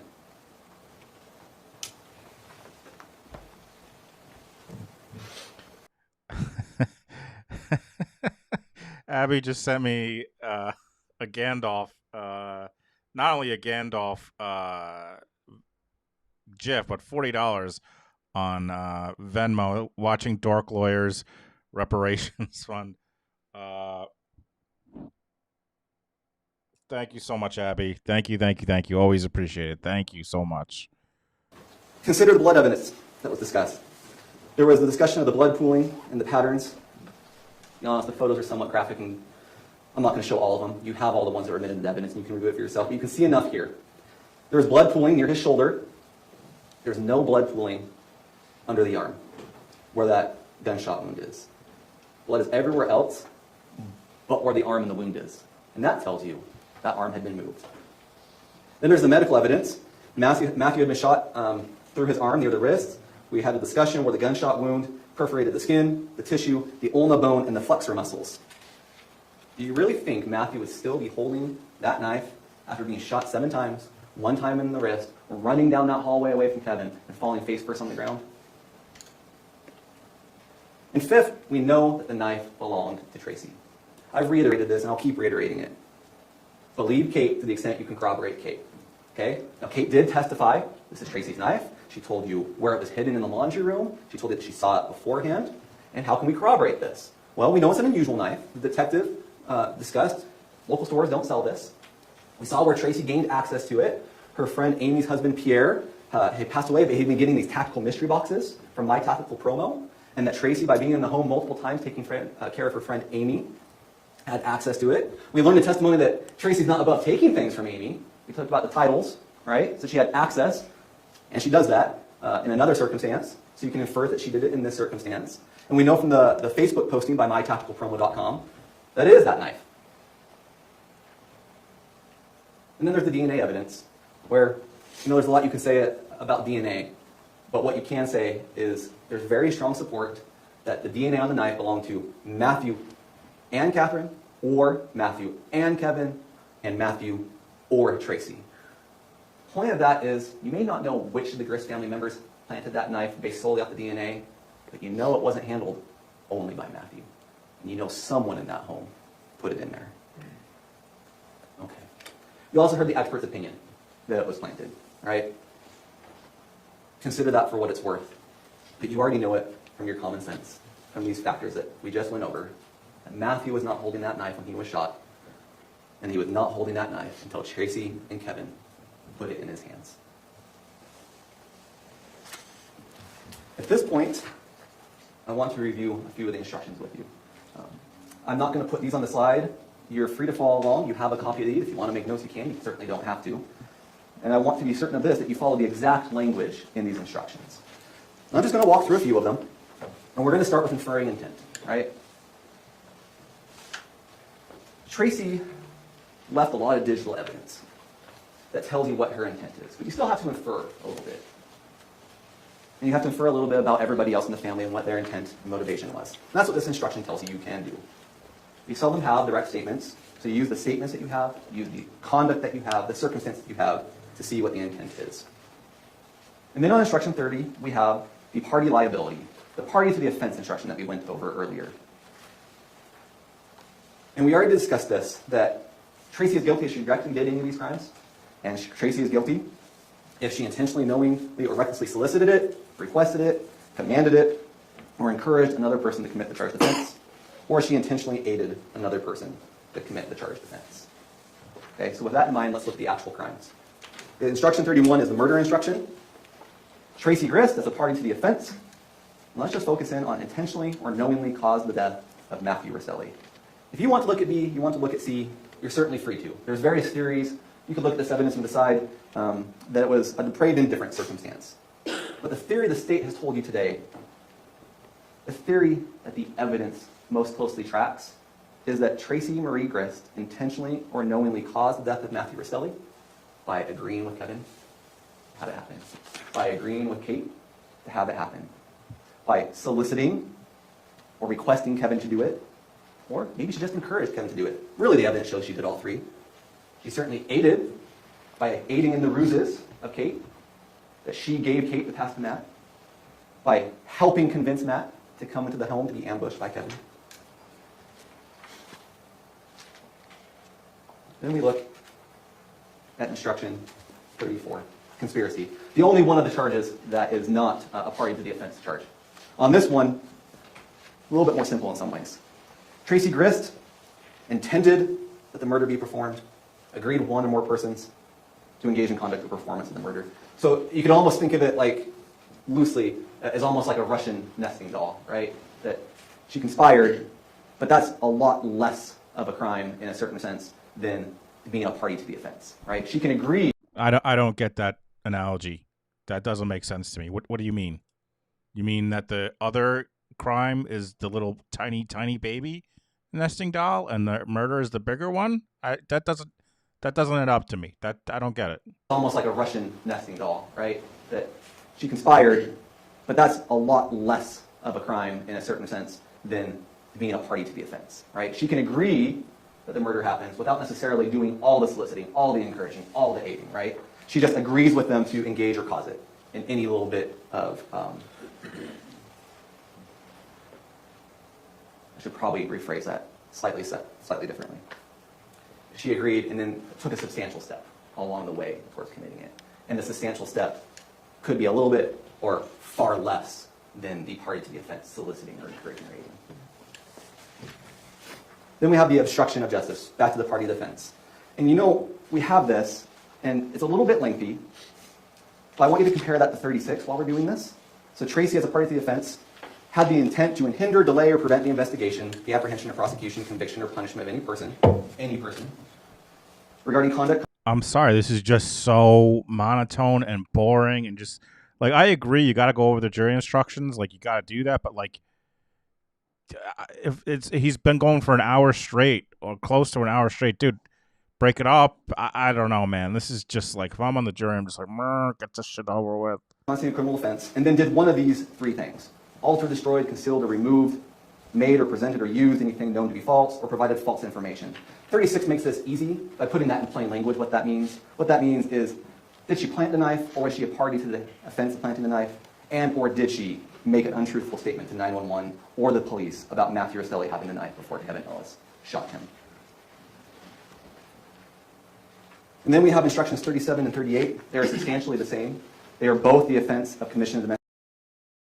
Amy coming in hot. $10 on Venmo for our Bilbo Baggins. Nice, Amy. See, Amy got the Lord of the Rings reference. Thank you so much, Amy. Appreciate you. Violence in the presence of a child. Count 37 represents Steele being upstairs in the bedroom when Matthew was shot. 38 represents Cheyenne being in the bedroom upstairs while Matthew was shot. And 39, instruction 39 just simply points out that no one is disputing that Matthew and Tracey were cohabitants. One more thing I may want you to look at on the obstruction charge before we move on from the instructions. That is for planting the knife or the lies. And I want you to consider on that one Tracey's conflicting stories about the knife. You can see the evidence for yourself. There's no way she didn't see the knife, but think about the conflicting stories about a related point to the knife. She told Diane that she hadn't checked the pulse. She told 911 that Kevin had checked the pulse. And then her testimony is that she had checked the neck and the wrist twice. There's no way that she leaned down to check the neck or the wrist and didn't see that knife. On the other hand, there's no way that that knife was in that hand until she and Kevin planted it. So members of the jury, we're reaching the end here. Are you firmly convinced that's the standard? Are you firmly convinced that Tracey is the reason for or cause of Matthew's death?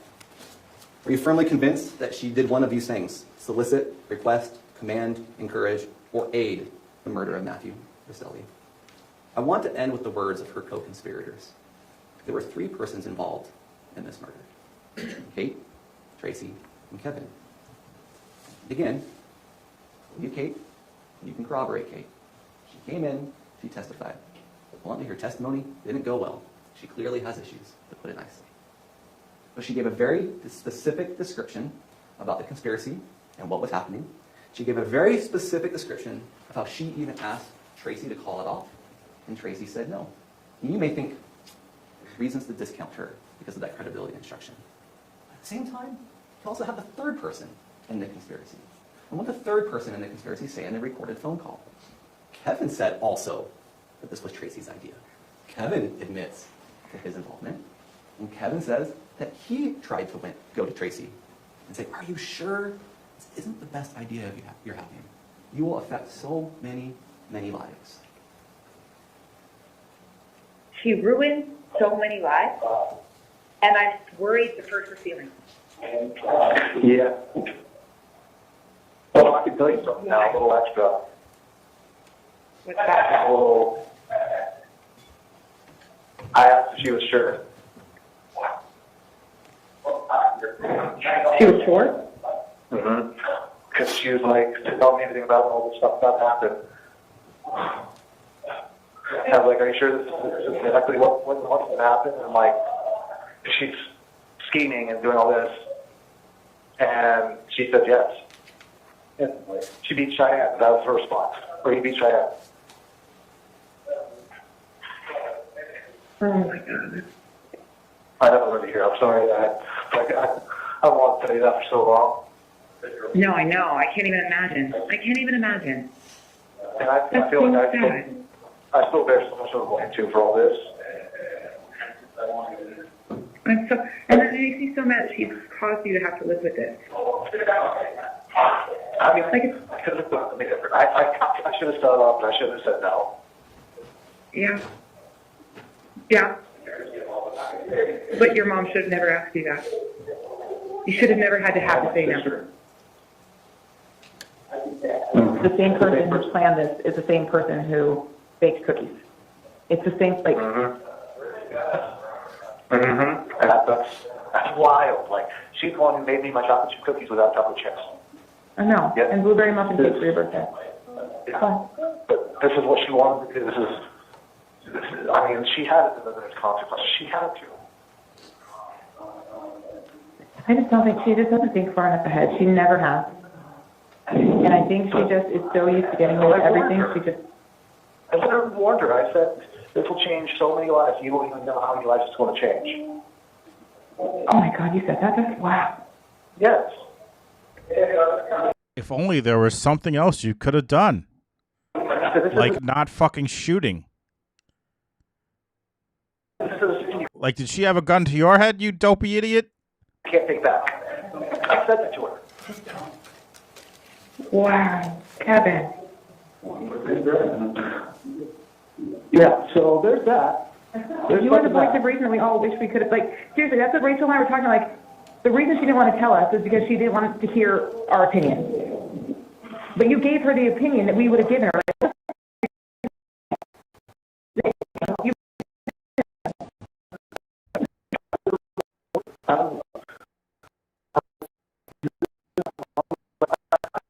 I don't remember exactly what I said, but I know I got it across. Oh, shit. I watched this on Law and Crime earlier today, and I thought it was just a Law and Crime thing. I didn't realize it was a whole court feed thing. Very eloquently and very efficiently. Well, this is not the idea you're having. Like, think about it for a second. oh my God. So, and then that's why I feel so much blame, because I would step up at that point and be like, you know, no, I need to take my own advice. Yeah. I trusted her.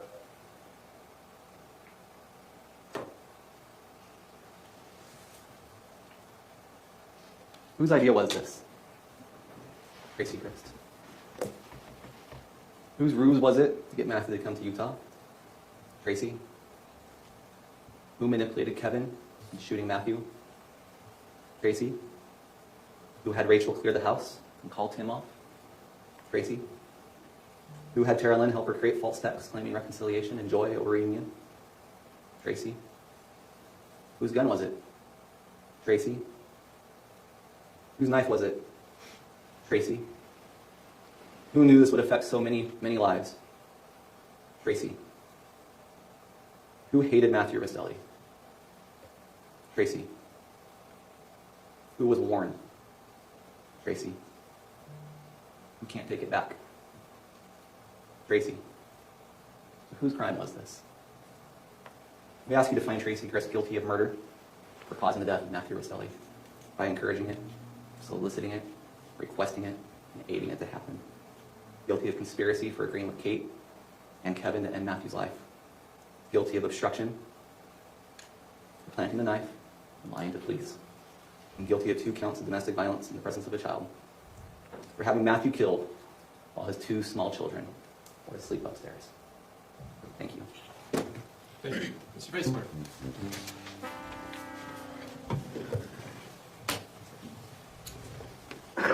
That's a lot to digest. It's 2 hours. Included words like she's not leaving on a jet plane, as sure as the day goes long. This isn't a joke. This isn't an opportunity to write a novel. This isn't a benefit to come up with great little catchy phrases. This isn't a charity benefit? Oh, shit. I've been watching this the whole time, thinking it was a charity benefit. About a man who came up from California to be with his family, and now he is dead. It is nothing to belittle, take light of. It is a serious matter and a serious allegation, and a serious and devastating loss. When you listen to the phone calls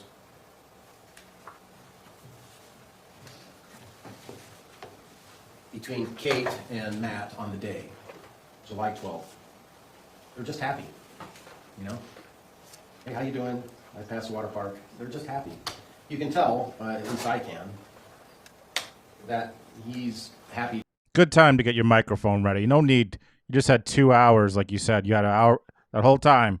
But no, good time to set up the microphone right as you're starting your client's closing statement for the murder. Be getting this over with. What?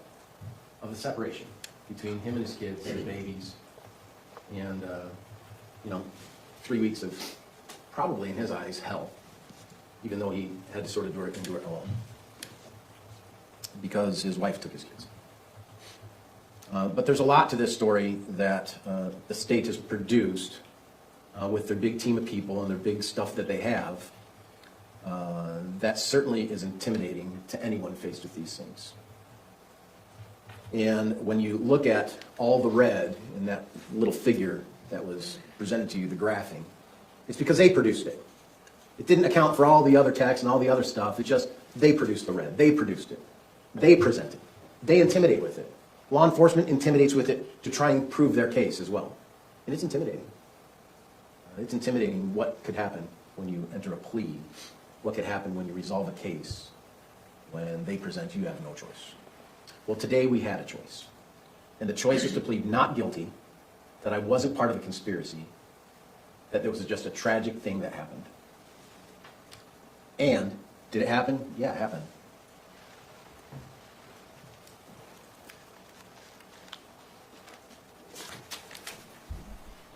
My opening. According to someone in the Law and Crime chat, they say right now it's 4 hours and 15 minutes. I thought they'd be back in like 2. Statements, I said that the state had a narrative, and Kate was required to follow that narrative. And Kate came here and testified about a big plan. And I referred to it as a messy plan. I was mocked for saying that, frankly. This is a crazy plan. This is ridiculous. This is a plan where they had an idea back in January or February to murder Matt because he doesn't want to go to Disneyland, or in May to murder Matt because he said that Tracey told Kate that she used the smoking camper too much, or that Tracey said to Matt, I want the kids to come for the summer California, and he got mad about that. The reality is, and I think the truth is, and that's what you're here to really weigh out, this has been a volatile family regarding Matt and Kate for a long, long time. Not just a year, not just since 2024, but 23, 22, 21, 19, 18, 17. I mean, these have been volatile about the relationship for a long, long time. It was known to all the family members, every single one. Tim referred to himself as a peacemaker or a peacekeeper. Why do you have to be one unless there's not peace, right? Do you have a family peacekeeper? I guess we sort of do in my family, but we really don't have this kind of need to keep peace. I'm a I will say I did get like more than an amount that I was comfortable with of people who were like, I believe her. I'm like, are you fucking on my comments? I mean, maybe it was like 3 to 5 people, but that was 3 to 5 too many people to say that they believed her. Like, I thought she was so clearly lying. It just seemed so obvious to me that she was lying. And I'm like, are these people, like, they really thought she was telling the truth? Grandpa, I got grandkids, I got in-law kids. I love my grandkids. I love them all. You know, it's great. But the truth is, sometimes I need to tread a little lightly with some of the things I say to my kids. Sometimes I need to tread a little lightly with some of the things I say to my in-law kids. Sometimes I need to tread a little lightly with my little guy, who's my little grandson, just because I want to make sure we continue to have a good relationship. So I love them. Yes, sir. You should probably tread lightly when you're talking to your little grandson, sir. Yes, that's a good idea. Don't fucking yell and scream at your little grandson. And I know all of you know that to be true. You just sometimes have to tread lightly. Sometimes, believe it or not, my kids don't follow my advice. No matter how logical I am. And believe me, I think I'm very logical. But they just don't. Because they think they're smarter than me. Or they think they have better knowledge about something than me. Sometimes it's really important. Sometimes it's, hey, you need to maybe treat your wife a little bit better. Yeah, those conversations actually occur in my family. They occur between my wife and me, too. So, you know, it's an ongoing process of trying to get things better. But that doesn't lead to some huge conspiracy about murder when nothing said today talks about the fact that the killer is Kevin. Kevin killed a guy. He shot a guy 7 times. And that officer's testimony, that expert, he talked about how he's trained that you have to unload till the object is not moving. Good point by Abby, who says that those are the same people who are in my comments on the video where I'm like, I titled the video, Tracey Grist testifies, and then I said, dumber and poorer, Donna Adelson here, and then I went on, and then everyone's like, that's not Donna Adelson. LOL, that's not Donna Adelson. That's that wrong trial. I'm like, are you fucking dumb? Are you a dumb idiot? Are you a dumb moron? First of all, the title says Tracey Grist testifies. Secondly, I said she's dumber and poorer, Donna Adelson. Do you not understand that I'm comparing her? You fucking idiots. I know who Donna Adelson is. Fucking idiots. They're trained that because this inclination is not to do that. The inclination is just to shoot. But we never heard anything about Kevin being high on cocaine today. We never heard about Kevin being out of his mind on the impairment of a controlled substance, because that doesn't matter. You know, that's not really a fact. That's not a fact to be considered, I guess. It's a consideration for me, because it makes me think that that guy's not thinking right, that that guy is not thinking properly, that that guy's impaired. Cocaine is a big drug. It's a big drug. This is Rick James. Cocaine is a hell of a drug. Not discussed. Doesn't matter.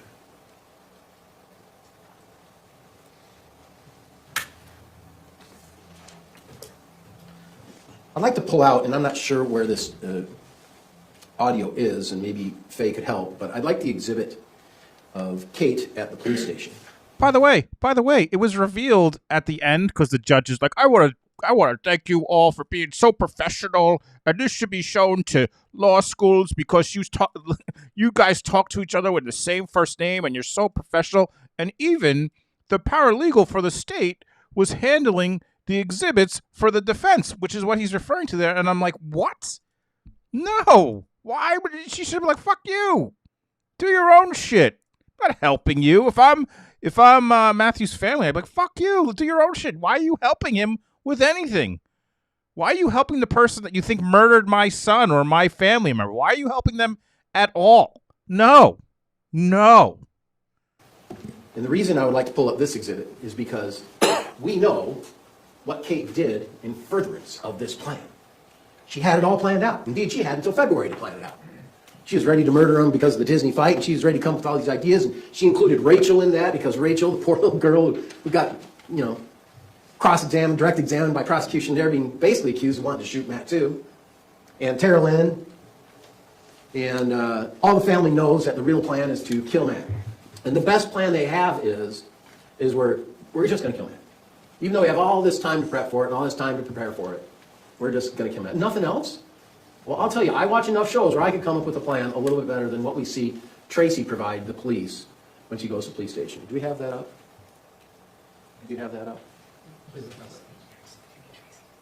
Tracey. Tracey at the police station. Did I say Kate? My client, Tracey at the police station. Yeah, this guy could, for the life of him, the entire trial, doesn't know the difference between his fucking client, the victim. Like, this guy just doesn't know names. Can't. I mean, it seems important to make sure not to fuck up the names, but this guy has his own agenda.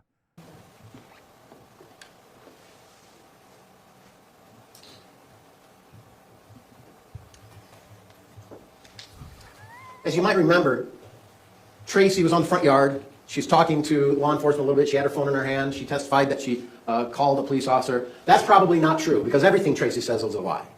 Tracey probably didn't call the lawyer because everything she says is a lie. However, the lawyer appeared when she wasn't allowed to use the phone any further. So maybe it was true what Tracey was saying, right? She did call a lawyer, and the lawyer came. If we can hit play.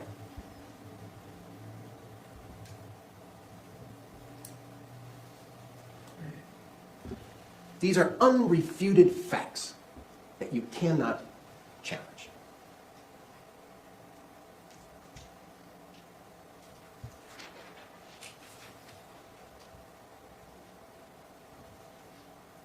She did phone just for the meantime. Didn't want us to take your phone just for right now. They took her phone. So again, we'll get it back.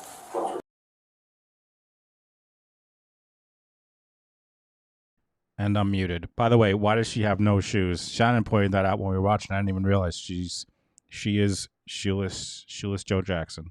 Didn't want us to take your phone just with her she's got an I can't even shirt with Stitch. That's Stitch, right? She's got a I can't even shirt with Stitch. I'm sure her clients are big fans of Stitch. Please wear a Stitch outfit. They took her phone. So again, we'll get it back once we're done. If you need to make a phone call, so I'll give it to you. So, and I know that you had mentioned that you may want to talk to a lawyer friend that you have. So let me just do your investigation. Doesn't mean you're in trouble. You can pause it right there. Now this is part of the plan. This is the great plan between Kate and Kevin and Tracey. Right here is part of their plan. We can hit play.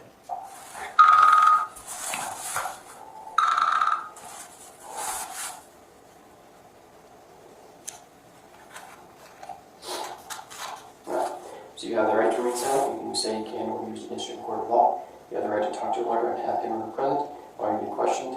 If you cannot afford to hire a lawyer, one will be appointed to represent you before any questioning if you wish. You can decide at any time to exercise these rights and not have, or not answering questions or making statements. Do you understand these rights? Having these rights in mind, do you still want to talk to me? Do you still want to have that lawyer present when you talk to me? I can talk a little. Okay, sounds good. So, what exactly were you there for? It's my house. It's your house. Your daughter was just visiting, staying for a visit. Okay. Were you planning on staying the night, or? My daughter, she was in California. Oh, gotcha. So she's visiting from California. Okay. And was she there with her husband? No. Okay. He's awful. Mm-hmm. Why are you whispering? Speak up, ma'am. Secrets are no fun. Secrets hurt someone. Gotcha. And she brought her 2 kids with her? Yeah. And they just have those 2 kids? Okay. There's no paperwork or anything. She just came through. Gotcha. Did you go pick her up, or did she fly here or drive herself? Rented a car. Rented a car. Gotcha. And was that his truck outside of your house?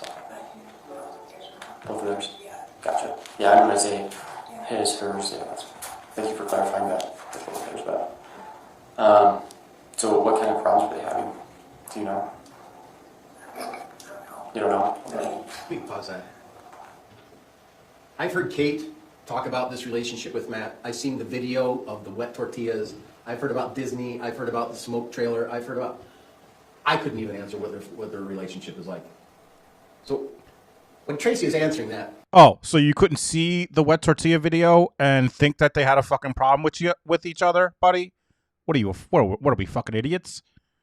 You couldn't hear all the stories about he was they were all mad because the crackers on the bed and you couldn't tell that they have a problem. Come on, man. Come on. I would imagine she's thinking, hey man, there's so many things here. They just don't get along. She came up here, they just don't get along. That's what I'm saying. Maybe it's different. Maybe it's the plan to say they aren't having a problem. And really, he just came as a mysterious man at the night, had a knife, and we shot him. We can use common sense on that. We can hit play. Oh, no. And that's okay. You don't know, right? So, I mean, I have an idea, but it's so nebulous, so I don't know. Gotcha. Well, sometimes little details for us kind of paint the picture and what exactly happened, right? So that's why I ask. When did he get here to Utah? Do you know? I think about a little bit after 10. A little bit after 10. Okay. And You know what just occurred to me? Usually when I'm covering these cases, I usually have like a go-to journalist that is like, that I check their tweets like at particular times like this because they're there and they'll know. But like, I don't even know one person who was like actually covering this. I'm sure there probably is someone in Utah, but it's certainly not like Corey where there was like a bunch of people. Like, I can't even think of one person who could potentially be there to like be reporting on this. did he call beforehand? Did he text? Did she know he was on She the knew way? he was coming, and she was going to talk with him. And I was in the kitchen, and next thing I know, he was in the kitchen. He was like, hey, I go, hi. Do you know if they had a conversation before? I have no idea. Okay. Can I walk through me what was happening when you were in the kitchen? He showed up, and then what happened? I was in the kitchen, and I was sitting on the counter, because I do that, it's in the corner. Mm-hmm. And he said hi, and then he walked into the other room, but he was acting different. Mm-hmm. What do you mean by he was acting He was different? just, how agitated. Mm-hmm. I would say agitated. What happened after that, after he walked away? He walked away. Mm-hmm. He said, is Katie upstairs? And I said, yeah, she'll come down. That's what Okay. And what were you doing when you heard the gunshots? just sitting on the counter. Just in the same spot when you walked Yeah. in? Okay. Well, what did you do after you heard the gunshots? I ran into the bottom of the stairs to go check on my daughter. I thought something might happen to my daughter. Gotcha. And what did you see when you went down the She was stairs? on the ground, laying down, face down.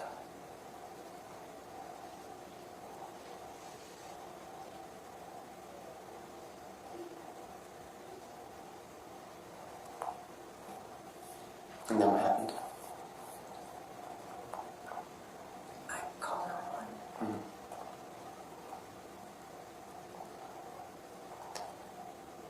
What was your daughter doing when you came downstairs? When I came downstairs. Yeah, when you came I down went the stairs. upstairs. Oh, sorry, my apologies. I misunderstood. Do you know who this is? Oh, gotcha. Hey, talk to Kevin. Talk to Kevin. Kevin. So could you take him to Kevin, please? He makes it like this is like she's doing this because he's like, well, she could have talked to him, but she told him to go to Kevin. Yeah, she told him to go to Kevin because Kevin's an idiot, and she knew he would tell her he would tell him to shut up. She knew he's a dope. There you go. Is that the guy we were talking about? Oh, perfect. There you go. He's here. Do you want him present? No. Okay, perfect. Sorry, I thought you said that you went downstairs. Gotcha. So you went upstairs to take a seat. So you heard the gunshots. My apologies. I misunderstood you there. No, everything happened on the main floor. Mm-hmm. As I stood in the hallway, and then I went upstairs, and I just said, stay here, don't come downstairs. I don't come downstairs. And that was to? My daughter Katie. Okay. Because I didn't want her to see me. Okay. I'm going to just, because obviously I was confused somewhere, so I'm just going to back up a little bit. Kind of run me through you sitting on the counter in your kitchen, hearing the gunshots, and then what happened after that? I went and looked in the hallway. Mm-hmm. Or I went to the bottom of the stairs, and that's the hallway. Mm-hmm.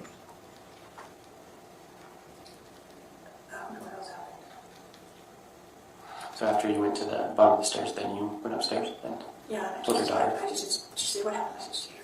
Just don't come downstairs, please don't come downstairs, please don't come downstairs. I didn't went downstairs. And then what happened?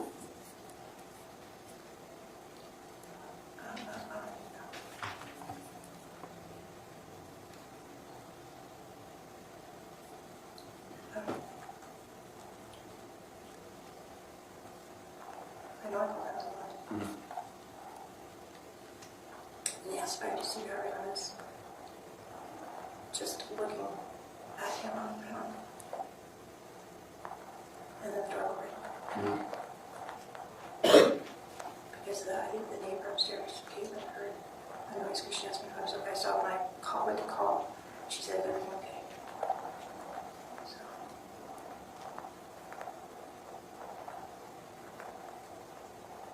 And what's your daughter's name? Sorry, I don't like to refer to her as your daughter, Katie. Okay. And you probably mentioned that, but, or Caitlin, and I didn't want to get confused.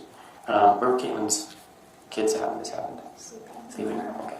And that's the upstairs level? Where was Kevin at when this was going on? I have no idea.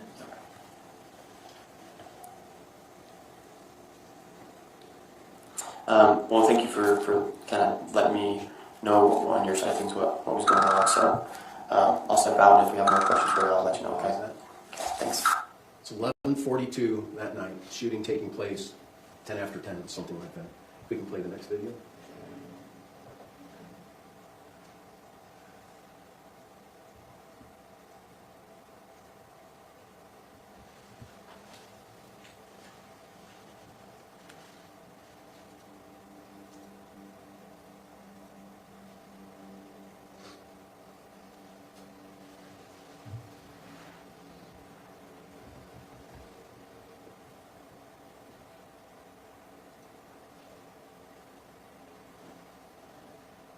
Someone just said in the Law and Crime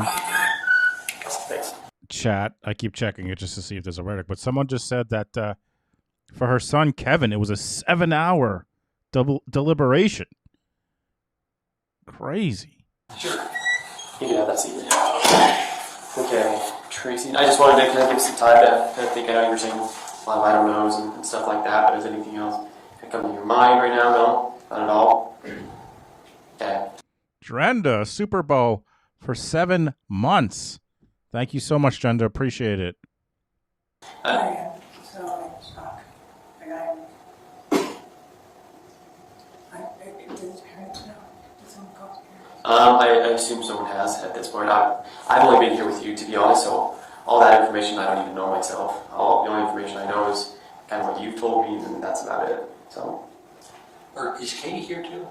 I believe she is, and with her kids came with her, yeah, so they're not alone by themselves. Where's Rory?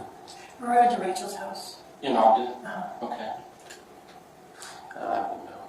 Is that another case? Rory's my daughter, Rachel's She's my other daughter. Gotcha. Okay. So just to be like candid, I kind of feel like you do know a little bit more than you're letting on. Nope. Okay. It was, he appeared. I mean, that cop had her pegged. Nope. Look at her dumb face. I kind of feel like you do know a little bit more than you're letting on. Nope. Okay. It was, he appeared. And I was in the kitchen. And I guess I'm more talking about with kind of stuff with Kevin. With Kevin? Mm-hmm. Nope. Not at all. No idea where he was. No. Okay. Okay, well again, honestly, it's the best policy. I'm done. I almost know nothing. Okay. She schools me on being honest. Well, good. We always need someone Hilarious, buddy. Hilarious. looking after each other, right? To be honest and forthright, right? So, and again, that's just not the vibe that I'm getting, so. And I've told her that the most important thing is to be honest and truthful, and we can decline to answer if we want to, and she will do that, but she's not, so far as I know, withholding anything. Gotcha. Okay.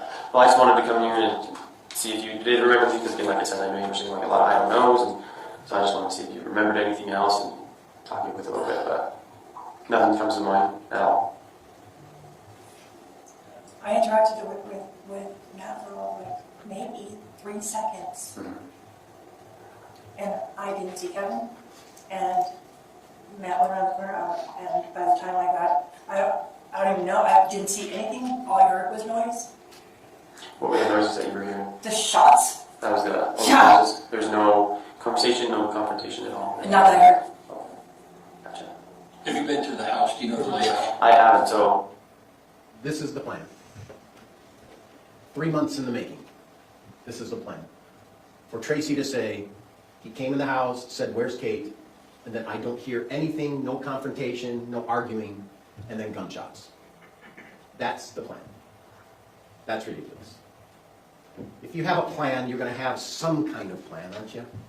I mean, just previous, it's now 1:47 in the morning on this video. Kevin had already said he had a knife and I shot him. My client said there's not even an argument. I heard nothing like that. Just where is she? And so we can pull that down. And so now we have to go into the delving of other things that the state is presenting, the government is presenting to be these reasons, sort of like leaving on a jet plane. We're just going to pull it out from other lyrics and come up with ideas. Like, number one, the reason that we're coming to have Matt murdered is because of this terrible custody fight. Well, there was no custody fight.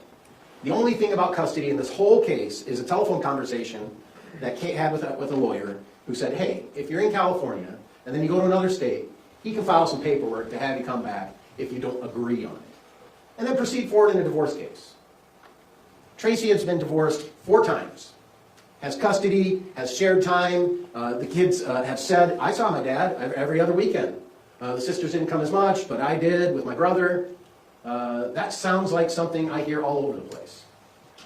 But because of some big custody fight, there wasn't a custody fight. There's going to be. Let's not confuse ourselves, right? There's going to be a custody fight. I don't think they're going to last in this marriage, to be honest. If Kate and him drove back to California, maybe they'd give it a try. But I honestly think, personally me, her substance use, smoking weed all the time, being high all the time, Matt's trying to get off alcohol and Buddy's alcohol problem, they're just such a volatile relationship. I just don't see it lasting if this horrible experience didn't happen. Just don't see it lasting. I see obviously a divorce coming on the horizon. I also think that's the reason they have a storage unit, that she had stuff that she left in California, knowing that at one point California is going to have to be a home place somewhere in relation to the divorce of the kids. So some ruse of this being a big custody fight, it's not a big custody fight. Frankly, we all know where most kids go in custody fights anyway, don't we? Those with mom. Dads get the weekends and holidays. Matt's not working. Mom's working for an Airbnb sort of as a side hustle job. Yeah, mom also took the fucking kids to a different state without permission. But the divorce just isn't a custody fight. It's the preliminary. You know what you have when you do a divorce? You have a conversation to talk about the stuff and the kids. That's what you do. The real estate, the TVs if you care, the DVRs if you care, and anything of value if you care. And then the personal things. You always talk about those. Because there are some things that are personal, you know, my mom's ring and my dad's ring and those things. But the big plan, this is it.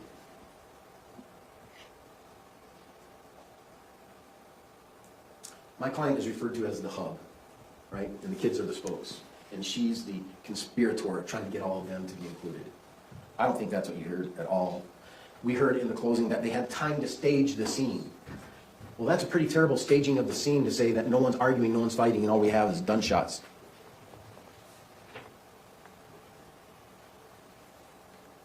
And the question was the final straw in the battle between Mom and Matt, Mom being Tracey. They had a Disney battle because Matt, and the exhibit's there for you to see, Matt was going to decline the Disney trip, and because he declined the Disney trip, the 2 little kids aren't coming either. Well, guess what? They went to Disney, and they had a fun time, and it was a good time. Now, there was an incident that Tara Lynn saw where Matt was abusive towards his kids. But over the time of the Disney, everyone had testified it was good. Everyone got along. Now, before that, Matt was very angry at Tracey, and he didn't want to go to Disneyland. And then later, in May, Matt and Tracey got into it again As Tracey testifies, she testifies that I talked to Matt about coming to Utah with Kate and the kids. Matt did not like that idea. We needed the money to stay in California. Kate needed to work. I guess Matt was trying to work. I don't know. It just seemed like that volatile relationship, right?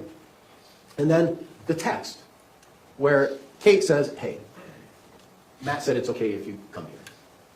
So the scenario of that is all pretty simple. Tracey had a friend, Amy, whose husband died. She was an invalid in a lot of ways. All of her kids knew this person. She'd known him for 38 years. Tara Lynn had been there. Kate had been there. People had been there to Amy's house. And my client flew in. On the way to flying in, and you look at the text, look at the times. I'm getting on the plane. Early in the morning. A little bit later, after she said, I'm getting on the plane, Kate texts, Matt said it's okay, you can come over to the house. And my client spent the night at the house. So this, once again, plan of, Disney, she wants to kill him and strangle him, and then in April or May, she goes and spends the night at the house. And spends time with Matt. This relationship, torn apart a little bit, patched up a little bit, sounds like family, doesn't it? And it happens. It doesn't resort to a murder. But it happens. And so Matt said, yeah, I'd come to the house. And so she did. She spent time at the house. Then had the conversation with him. And then he accused Kate. Let me get this right. He was mad because there was a conversation about Kate spending too much time in the smoke truck, in the smoke camp. And Tracey says, he's lying. That's not what I talked to him about. I talked to him about going to Utah, which is probably not what Matt wanted Kate to hear. So I had to get a reason why he's ticked off at Tracey. But is that surprising? I mean, if you think about Rachel had said, we'd always had a confrontational family life between Matt and Kate and us. Tara Lynn, the same thing. We always had a confrontational family life with Matt and Kate and us. Even Tim, I had to be the peacemaker because Matt and Kate and us. It's a common theme. Everyone knew. It was just a hard marriage. And that video that we showed of those two just battling about the stupidest thing. It was very normal for them. And the whole family. But they got over it. Indeed, they got over it enough that they're going to go to Las Vegas, Matt and Kate, go with Diane, Matt's mom, and spend some time in Vegas, but then that got canceled. And it got canceled because they just weren't getting along. And Diane probably just didn't want to be around that volatile relationship. And frankly, it seemed obvious Kate was ready to call it. Kate was ready to go. Shortly thereafter, Kate did go. And that was a big plan. It was a big plan. It was a plan to go and murder him. No, it wasn't. It was a plan for Kate to go and talk about how am I going to get this divorce thing figured out. Indeed, in June, after Kate got there, you saw a text today where my client sent to Tara, can you talk to her about talking to a lawyer? I think the day was June 29th. He's talked to her about talking to a lawyer and what she should say to a lawyer. I think the reality is I'm not going to trust Tracey to have much conversation with a lawyer, to be honest. She smokes weed, she's high all the time, she's volatile, she's all over the place. You saw her in the stand. Tara, He just said Tracey, didn't he? Talking about Kate. I'm not going to trust Tracey to have much conversation with a lawyer. Talking about, he's saying his fucking client, but he's referring to Kate. To be honest. She smokes weed, she's high all the time, she's volatile, she's all over the place. You saw her in the stand. Tara Lynn seems to have a much more demeanor about herself to be able to handle a good conversation. So is it uncommon when these guys talk every day anyway to say, hey, you talk about having a lawyer? One eternity. Yet that gets construed so that the narrative of the prosecution can imply that this is a big plan. So you can follow that narrative to make sure the narrative is followed. And the narrative is followed so much to the point that it becomes unbearable. Unbearable for Kate. She realizes with all of this narrative and all of these things whacked into a big web where all these colors are pointing to her. You can just imagine when it's pointing to Kate, all the colors in this spreadsheet are all red. Look, Kate, you. Look, Kate, you. Look, Kate, you. You're red, you're red, you're red, you're red. Look what you did. And Kate needed to make a deal because she was afraid of this big environment coming after her. With all of these prosecutors and all of their equipment at their disposal. Sometimes it just gets overwhelming and you need to cut your loss. And Kate did. I had a blow-up moment in this trial where I couldn't believe Kate was saying the amount of sentencing time she was saying. If we can pull up the matrix, which I think is defense exhibit number 2 at the matrix. Wish I was in the Matrix right now. Give me the blue pill.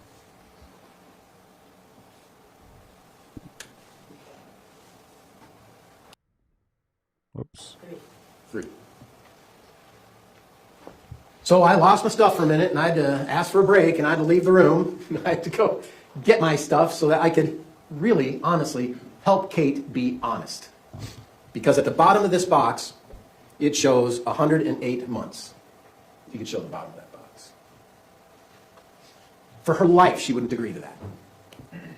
No, it's not 108 months. It's for life. No. If you look on the left side, aggravated murder, 300 months, category 1. Then first-degree murder, 240 months. We all know what Kate was charged with. She was charged with first-degree murder, and she ended with a deal of second-degree death, second-degree murder. 10 years off of her sentence. But there was a caveat. And the caveat for her to get 10 years, because Kate's 40, for her to get 10 years, is she had to tell the truth to the prosecution. That was a caveat. She had to tell them their story. And so as part of that, she came up with her proffer of evidence letter. And that's an exhibit too. In that proffer of evidence, she talks about never talked to Kevin, never did this, never did that, but yet we had a plan. It was just nonsense. Indeed, not only did she have to have a proffer, which her attorney provided for her, but she also had to give an interview. And when she gave the interview, it didn't go well. And the reason it didn't go well is because police told her, you need to be honest.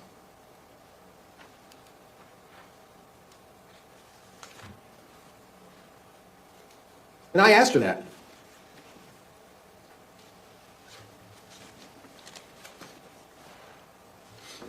But you had to do something with the plan for him to come to the house. Right. So you knew that, correct? Yes. I want to hear it. Yes. Boy. I made sure he would come inside the house. Yes. Was that part of the plan? Yes. So even in every interview where she's there to tell the truth and give justice for Matt and give justice for her kids, the officer says, I want to hear it. Well, why do you want to hear it if she's saying it? It's because she's making up whatever plan you're telling her to make up. And she'll agree with it because she wants the 108 months. She doesn't want the 240 months. She's willing to do that. It's unrefuted. Unrefuted evidence that she said that the officer said that. I want to hear it. And then, of course, at the end,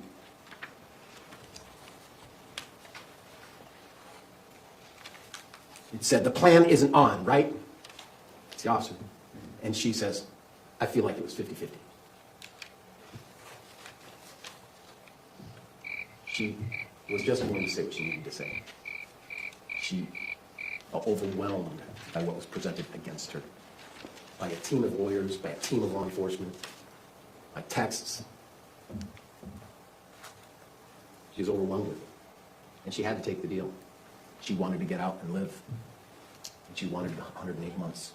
Well, she declined it for a time until we took the break, and then I came back and I said, didn't you say that you were getting this deal for 108 months? And then she talked about, well, I'm in prison now and things are different now.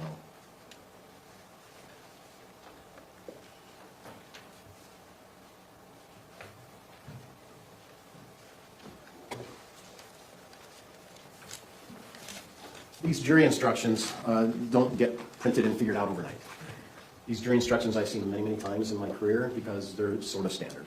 They're standard in a lot of ways according to the case. Some are case specific, like what is the charge.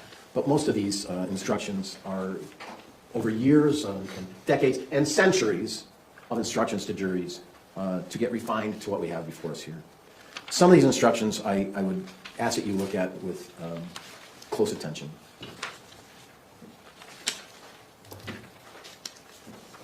Instruction number 10 is the reasonable doubt instruction.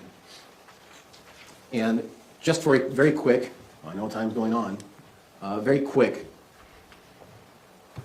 You know time is going on. Thank you, counselor. Thank you for realizing the earth is still spinning and time is still moving. It only feels like it stopped when you're talking. Evidence has to be decided based on a certain standard. And there's many different standards depending on what kind of case you have. A lot of people don't really realize this, but being a lawyer, I've been trained and I went to school and I figured it out. You did? Criminal cases, it is required that the evidence be proven beyond a reasonable doubt. In America, with TVs, we've heard of that many, many times. But there are many cases that do not require proof beyond a reasonable doubt. But in criminal cases, we want the highest level of proof possible to ensure justice is served. Because if we don't get it right as a community, as a people, the harm of getting that wrong is extreme. But there are other evidences. And so going down the tier is usually, you have to have clear and convincing evidence if you want to have your kids be, or not have, but if the state wants to have the kids be taken away in shelter and provided foster care for some time. You don't need beyond a reasonable doubt, but you need clear and convincing evidence. And then if you get in a car accident, you break your leg, and you want to sue the guy for driving inappropriately, you have to prove by preponderance of the evidence. And preponderance is sort of like a little bit more than 50%, you know. You just need to prove your case better than they prove their case. And then if you want, if you have some other law enforcement things like a search warrants or things like that, you need probable cause. It's less than preponderance, it's less than clear and convincing, and it's all less than the highest standard of beyond a reasonable doubt. In this, it says, the second sentence, it says, there are very few things in the world that we know with absolute certainty. I was wondering about that. You know, I know the lights are on. I know my car's out there. But this instruction says we know no one cares, jackass. Very little things, very few things with certainty. Okay. In a criminal case, the law does not require proof that overcomes every possible doubt. Then at the very end, it says, on the other hand, instruction 10, if there is a real possibility that she is not guilty, you must give the defendant the benefit of the doubt. And that's reasonable doubt. That's beyond a reasonable doubt. If there is a possibility, that benefit must go to the defendant. Instruction 8 is about witness credibility. Witness credibility is a very common witness instruction or jury instruction that most people I talk to are not aware of this, but in summary, it says this. You as a jury are to decide a witness's credibility, whether they are believable or not believable. It's not our job, it's not the judge's job, it's not anyone's job but you, and that's your job as you go and deliberate as a jury. In this instruction, it does say that if you find that someone has lied, and this is the second last paragraph, you may believe part and disbelieve the rest. You may believe nothing they're saying if you think they have lied. In other words, you may believe all, part, or none of a witness's testimony. And I know a lot of this case is involving Kate, because she's a co-conspirator, according to the state. I think the testimony of Kate was so full of lies, it discredits all of her testimony. And I'll give my reason for that on one very simple question I asked. Did you love Matt? She couldn't even say yes to that, even in the beginning of the relationship, because she was planting in her mind she needed to hold that 108 months. She needed to support the state's position. She couldn't even answer a simple, then why are you dating the guy if you don't love him? Why are you having a baby with the guy if you don't love him? I'm not talking about during June and July of 2024. And I'm specific. Did you ever? And she could never just say, I love Matt. Of course she loved Matt at one time. They spent years and years together. Volatile at times, I get. But there's just a time when it was, it's what we call the softball. You know, they throw you a softball pitch so you can hit a home run. Even the softball she couldn't hit out of the park. She's just so filled with the need to support her position because of all the things that were built up against her. There is some movement. There is some movement of the camera right now. And she did not want to mess on the live feed. that up. But nothing, no one's saying there's anything going on though. She had to make sure. And in the end of her testimony, she basically lied about almost everything. Almost everything. And I asked her time after time after time, isn't it true that you said this? Isn't it true that you said that? And time after time, she would disagree. And then time after time, she just started to say, I lied about that. I lied about that. So at the beginning of your testimony, you say, I'm going to meet with the law enforcement and the prosecutor to be truthful. And then at the end of your testimony, you're saying, yeah, I'm lying about the whole thing.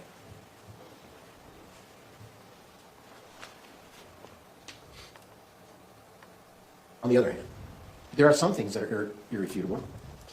My jury, come back with the verdict. Save us from the rest of this fucking closing. My client spoke to police the night of the event. Irrefutable. You can't dispute it. Unless someone wants to say that was AI who developed it, no one's going to say that. She did. She voluntarily. You have the right to remain silent. Do you want to remain silent? No. Do you have a right to have a lawyer? Do you want to have a lawyer? No, I don't care. Send the lawyer to Kevin. What do you know? What do you remember? She's trying her best to know and remember. And she says, I didn't hear anything. I mean, after he spoke to me, I didn't hear anything. In her testimony here, we had her testimony. She said, I expected Kate to come down when he got here. Now, one thing that some of these texts and exhibits that you saw in the closing was all this communication day of, and how they're finalizing their great plan of murder.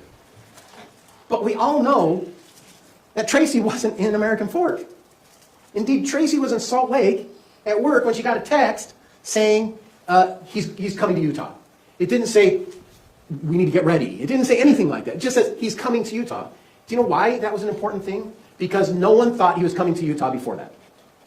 Everyone thought there was a different idea. A car rental, I'll fake an injury so I don't have to come. I can't do the car rental. He's not going to come to Utah in the truck. His neighbor's not going to give him a car to do it. He doesn't even have a license on his truck to come to Utah. But the way it's presented and slighted is just not common sense. The truth is that no one thought he was going to come to Utah until he finally says, I'm coming to Utah.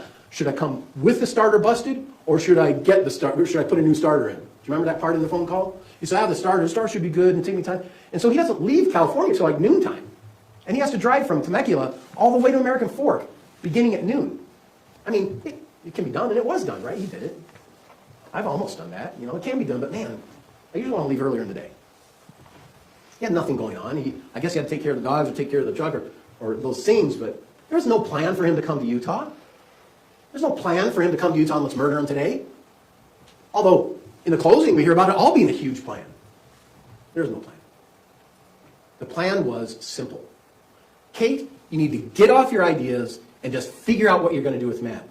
Because you're in my master bedroom, you're taking your space away from me, you need to have some finalization. Love ya. But there has to be something done. Because it's not working the way it's working. That's reasonable. Witness credibility. I always like to say closing arguments because I just want you to know that everything I say is not evidence. It's just argument. Even though it might sound like evidence, it's not. It's just argument. And the prosecutors, it's just It doesn't sound like evidence either, buddy. My client chose to testify. She chose to tell you what she wanted to. She didn't have to.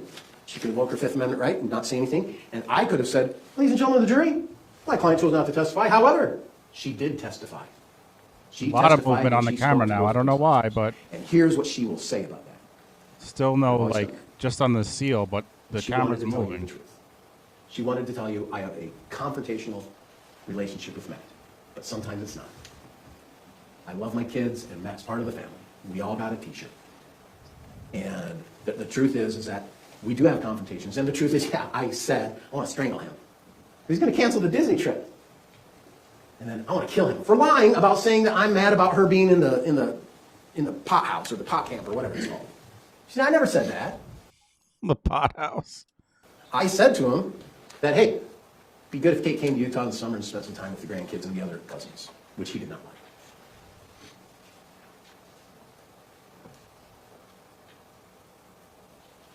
I could go on and on about the lies that Kate provided in not only her testimony with us, but also her testimony in the other case and also her interview testimony with the officers on June 16th. I could go on and on about that. But I think that's very clear that her just testimony was filled with fear, non-truth, defeated her own alleged purpose for coming forward of truth and justice, and really falls in the face of fear that she's going to spend a lot more time in prison.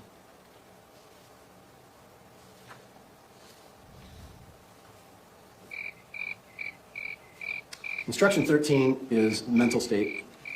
In the third paragraph it says, for each offense, the law defines what kind of mental state, intentional and knowing. And in this case, that's required as well.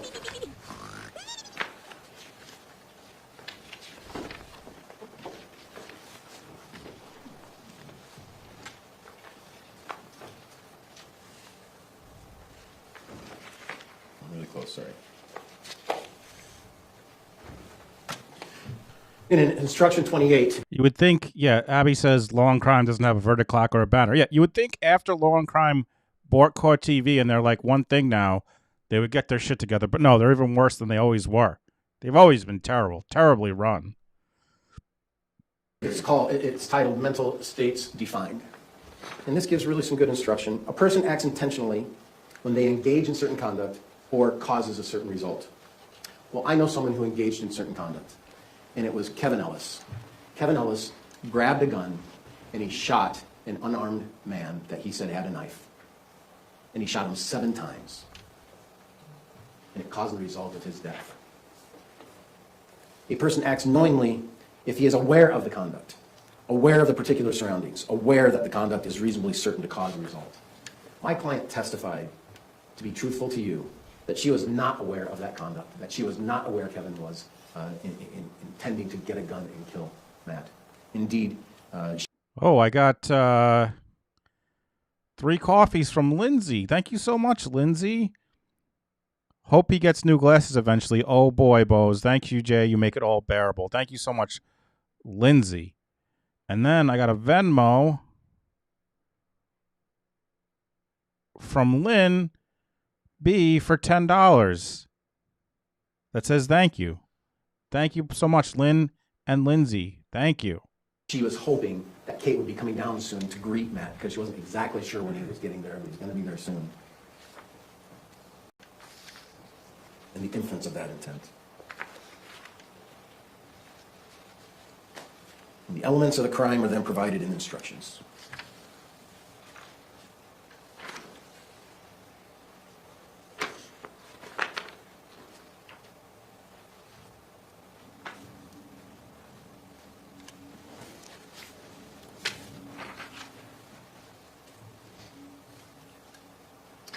Instruction 31. This is the instruction of the elements of murder. That Tracey intentionally and knowingly caused the death of Matt Ristelli.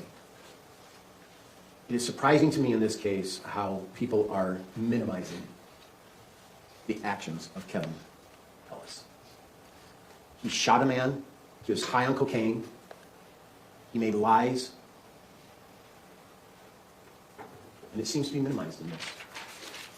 In fact, I'll get to that in a minute. Instruction 34 is conspiracy. Conspiracy is if Tracey Grist intended that conduct constituting the crime of murder be performed and agreed with one or more persons to engage in the cause of performance of conduct. The state would have you believe that this was a long-time plan. This is a long-time plan for certain decided well before July 12th, well before July 11th, and that the whole plan on Kate coming to Utah was to murder Matt. That is not what the unrefuted facts show. Indeed, if that were, this is the messiest murder I can think of, murder plan, where my client says, no, he didn't have anything. I didn't even hear a fight. When I saw him, he didn't have a knife in his hand. When I saw him later when he was... Yes, your client's an idiot. Remember how you hated her when she was testifying? She's a dumb idiot. Dead, I did. But when he said, hey, I didn't see a knife in his hand. Why would she say that? Why don't you just say, yeah, he came in agitated, had a knife in his hand, he threatened me. Well, the word agitated is a little interesting. I just drove 10 hours, and I pull up to the front yard, and my wife's there with my kids who I haven't seen in 3 weeks, and she ain't there to greet me. What the heck? Chat and Long Crime is saying verdict. Well, okay. Is anyone reporting this? So for my client just to volunteer, just off the cuff, he seemed agitated. Didn't say angry, mad, just seemed off. Kathy Rousson just said verdict in the chat. We're going live. We're going live. We're going live. We're going live. Let me tweet this out.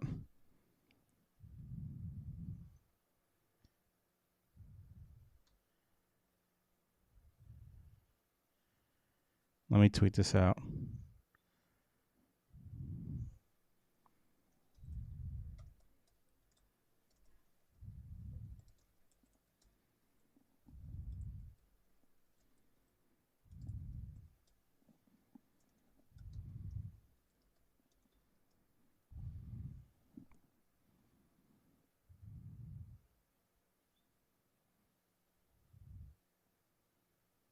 Here we go.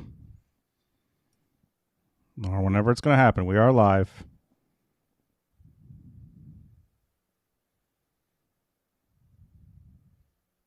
Oh.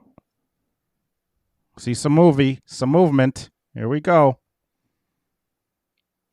Well, before I forget, I want to thank you all for watching this trial with me. I really appreciate it. All your support, the likes, the retweets. Remember to follow me Jabronius everywhere. Probably the next case that I'll cover possibly will be Caleb Flynn, which looks like it's going May 4th. Additionally, there's a trial someone tweeted about today that they're picking jury selection on. It's like going to be like 3 months. I think the last name is Millette or something. It's in California, so I may cover that one, but 3 months is a long time. Anyway, thank you all for being here and the support. I appreciate it.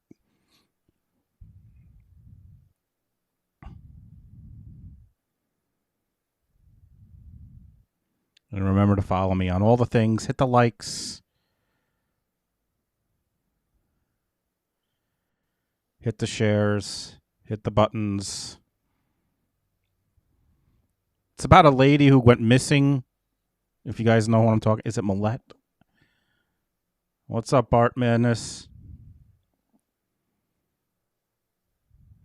We got a verdict, folks. We're just waiting.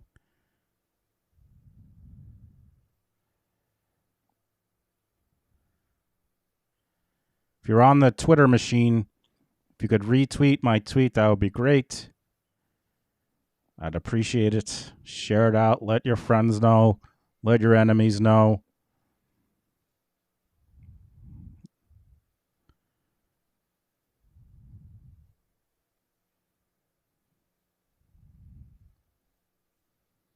Like, follow, yes, Aaron. Like, follow, share, and all the things. She is cooked. She is cooked. Doo-doo-doo-doo.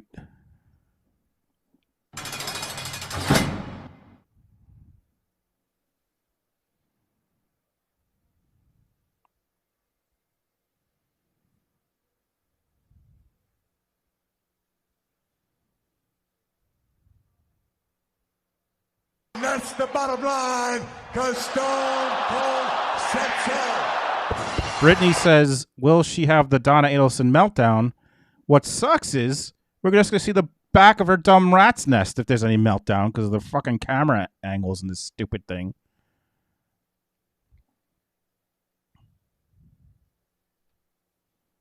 This is the verdict, Holly Berry. Thank you, folks, for retweeting on the Twitter machine. Appreciate it. Let's get these idiots in here. Let's get this over with.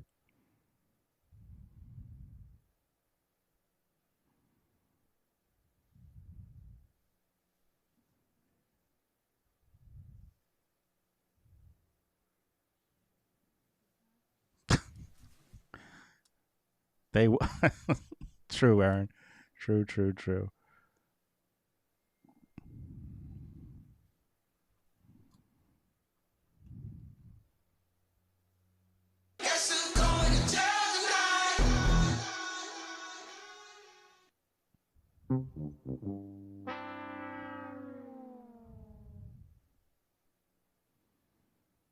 Come on, let's go. Let's go.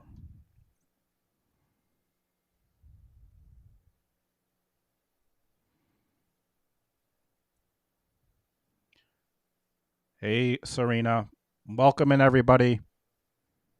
Hit that like button if you haven't hit it already.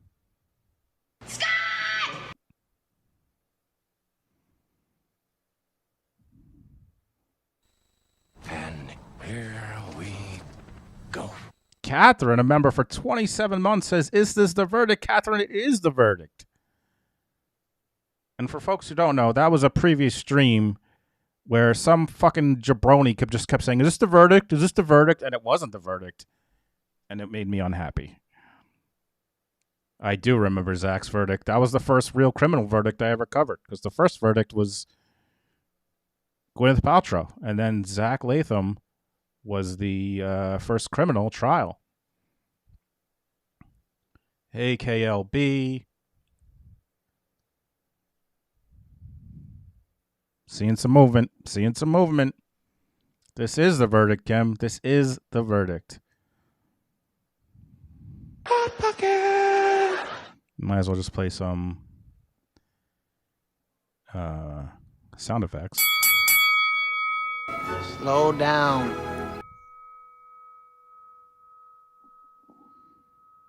That was wonderful. Bravo! I loved that. Oh, it was great. Well, it was pretty good. Well, it wasn't bad. Well, there were parts of it that weren't very good, though. It could have been a lot better. I didn't really like it. It was pretty terrible. It was bad. It was awful. Sarah, I'm pretty sure he's boo! in jail again. At least the last. This was a couple of years ago. He went back to jail. I don't know if he's out, but yeah. Catherine says, "I think the Google of her grandma Gotti did her in. I think her son's phone call on the oh."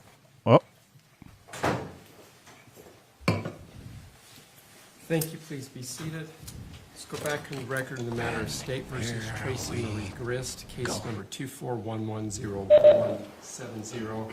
It's my understanding that we do have a verdict. We'll bring out the jury. Ready, please?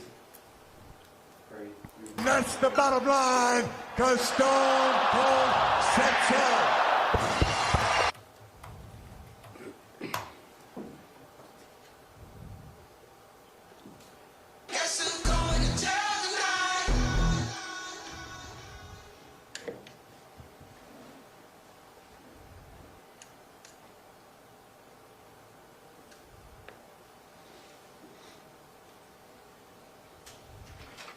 All rise for the jury.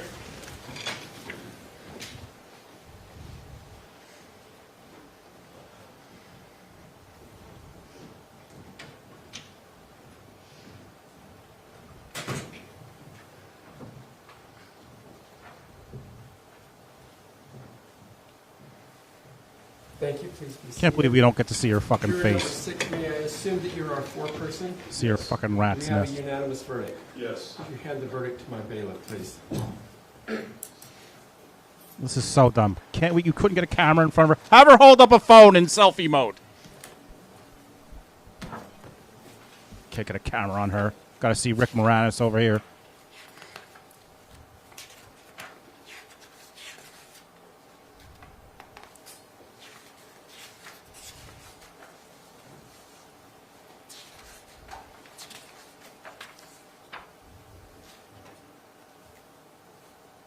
Take your time, bro. Take your time.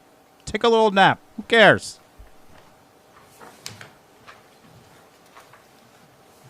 Get this. Give the camera to the fucking bailiff.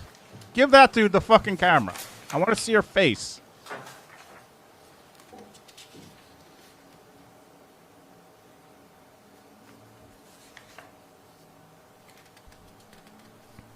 This dude's about to say, "Take me to the gatekeeper. I need the key master. I'm the key master." This guy's about to do Spaceballs Part 2. Give us the verdict, dude. Take your sweet-ass time. Thank you. Mr. Facemeyer, if you and your... May the Schwartz be with you. Judgment of the jury, Here we go. please. Here's the rat's nest.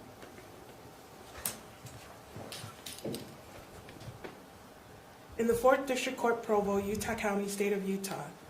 State of Utah Plaintiff versus Tracey Marie Grist, Defendant. Case number 241101170. Judge Roger W. Griffin. As to count 1, we, the jury, impaneled in the above entitled cause, find a defendant as to count 1, murder, as charged in the information, guilty. Jury for a person. As to count 2, we, the jury, impaneled in the above entitled cause, find a defendant as to count 2, conspiracy to commit murder, as charged in the information, guilty. Signed, jury for. As to count 3, we, the jury, impaneled in the above entitled cause, find a defendant as to count 3, obstruction of justice, as charged in the information, guilty. Right, Further, DJ, right away. having found the defendant guilty, we unanimously find Tracey Marie Grist was a party to planting the knife in Matthew Rastelli's hand. Tracey Marie Grist made an untruthful statement to 911 or to the police that Matthew Rastelli had a knife before Kevin Ellis shot Matthew Rastelli. Signed, jury foreperson. As to count 4, we, the jury, impaneled in the above entitled cause, find a defendant as to count 4, commission of domestic violence in the presence of a child, as charged in the information, guilty. As to count 5, We, the jury, impaneled in the above entitled cause, find the defendant as to count 5, commission of domestic violence in the presence of a child, as charged in the information, guilty, signed jury for a person. As to count 1, 2, 4, or 5, we, the jury, impaneled in the above entitled cause, find that at the time of the offenses of count 1, 2, 4, or 5, that Tracey Marie Grist and Matthew Rastelli were cohabitants. Signed, jury foreperson. Thank you. Please be seated. Mr. Tracey, are you wish to inform the jury? Yes, Judge. Thank you. Ladies and gentlemen of the jury, this is a standard practice that we do called polling the jury. It's a little laborious, but what I shall do is I'll just go down the row and ask each of you as to each count if this is indeed your verdict, and then we'll move on to the next person. So it'll take a few minutes, but we'll make sure that the record is clear. As I mentioned, this is a standard practice.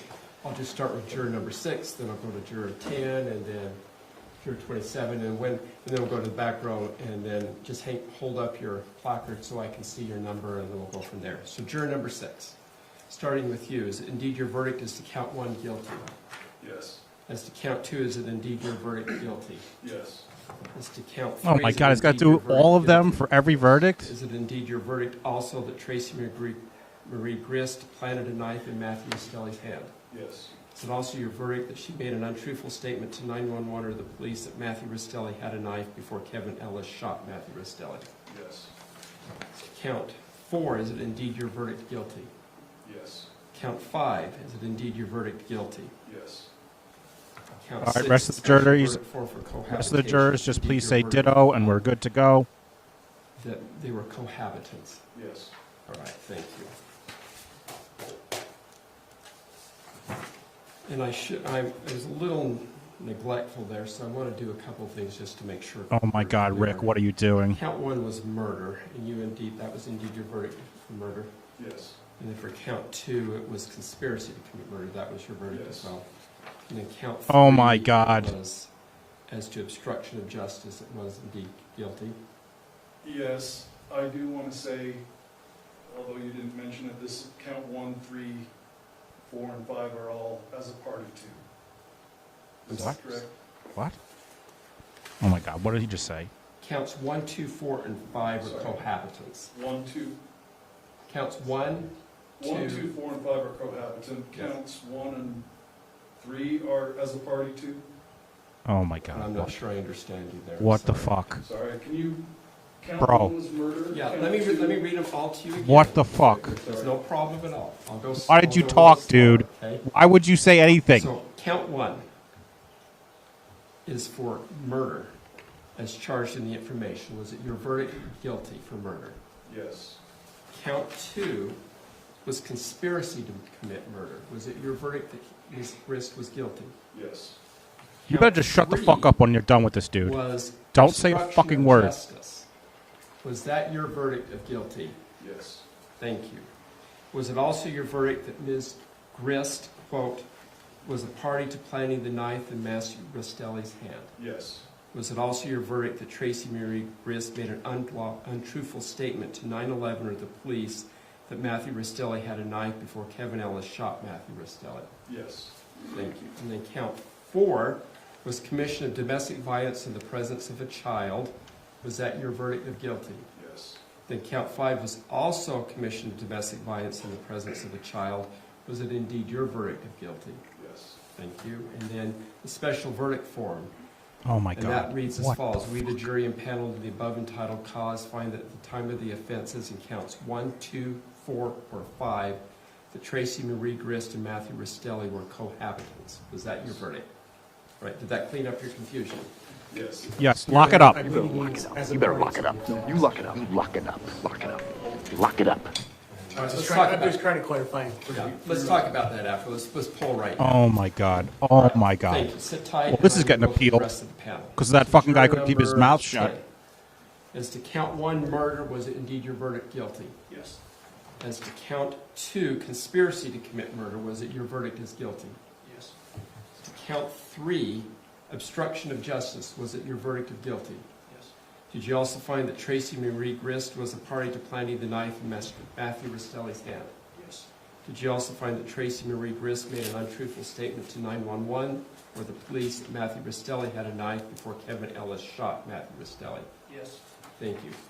Counts 4 and 5. Count 4, commission of domestic violence in the presence of a child. Was it your verdict of guilty? Yes. As to count 5, also commission of domestic violence in the presence of a child. Was it your verdict of guilty? Yes. And then the special verdict form. We, the jury impaneled in the above entitled cause of action, find that the time of the offenses in counts 1, 2, 4, or 5, that Tracey Marie Grist and Matthew Restelli were cohabitants. Was that your verdict? Yes. Thank you. Juror number 27. As to count 1, murder, was it your verdict of guilty? Yes. Count 2. Look at fucking Facemeyer, face whatever the hell. He's writing it up. He's writing this shit up. He's like, this fucking guy doesn't even know what he's talking about. Why would you say anything, juror? Why would you? Look at him. He's scribbling furiously. Conspiracy to commit murder. Well, we just gave something to her. She doesn't understand. She's a moron. Finding of guilty. Yes. Count 3. Obstruction of justice. Was it your verdict of guilty? Yes. Did you also find that Tracey Marie Grist was a party to planting the knife in Matthew Restelli's hand? Yes. Did you also find that Tracey Marie Grist made an untruthful statement to 911 or the police that Matthew Restelli had a knife before Kevin Ellis shot Matthew Restelli? Yes. Thank you. Verdict form for counts 4 and 5. Count 4, commission of domestic violence in the presence of a child. Was it your verdict of guilty? Yes. As to count 5, also commission of domestic violence in the presence of a child. Did you also find guilty? Yes. Thank you. Then the special verdict form for cohabitation. Did you find in the above entitled cause that at the time of the offense in either counts 1, 2, 4, or 5, that Tracey Marie Grist and Matthew Restelli were cohabitants? Yes. Thank you. Juror number 13. As to count 1, murder. Did you indeed find guilty? Yes. Thank you. As to count 2, conspiracy to commit murder. Did you indeed find guilty? Yes. As to count 3, obstruction of justice. Did you find guilty? Yes.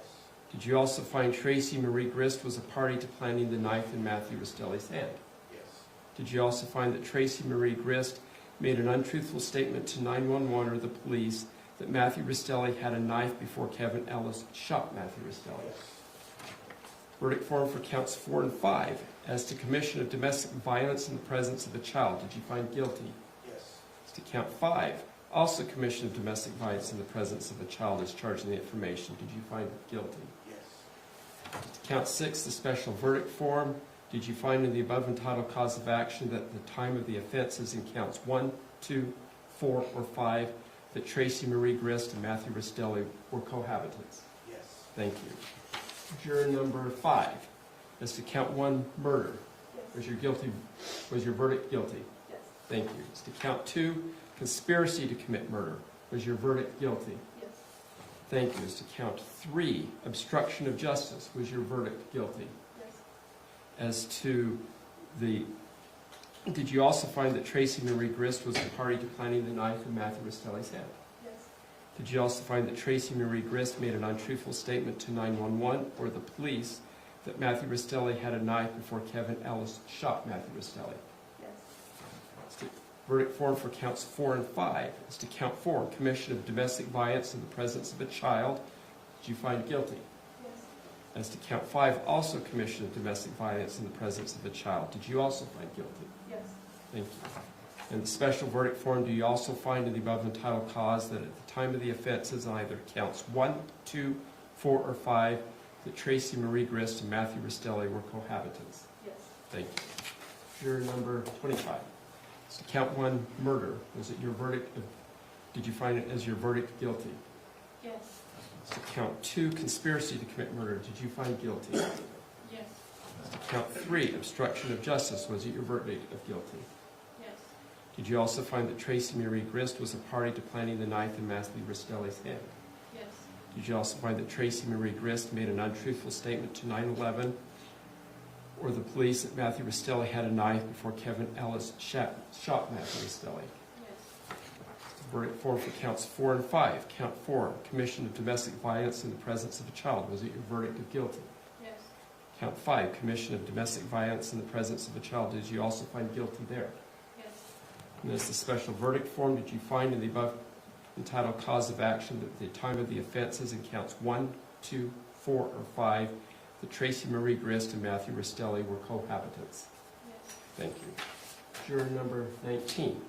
As to count 1, murder, was it your verdict of guilty? Yes.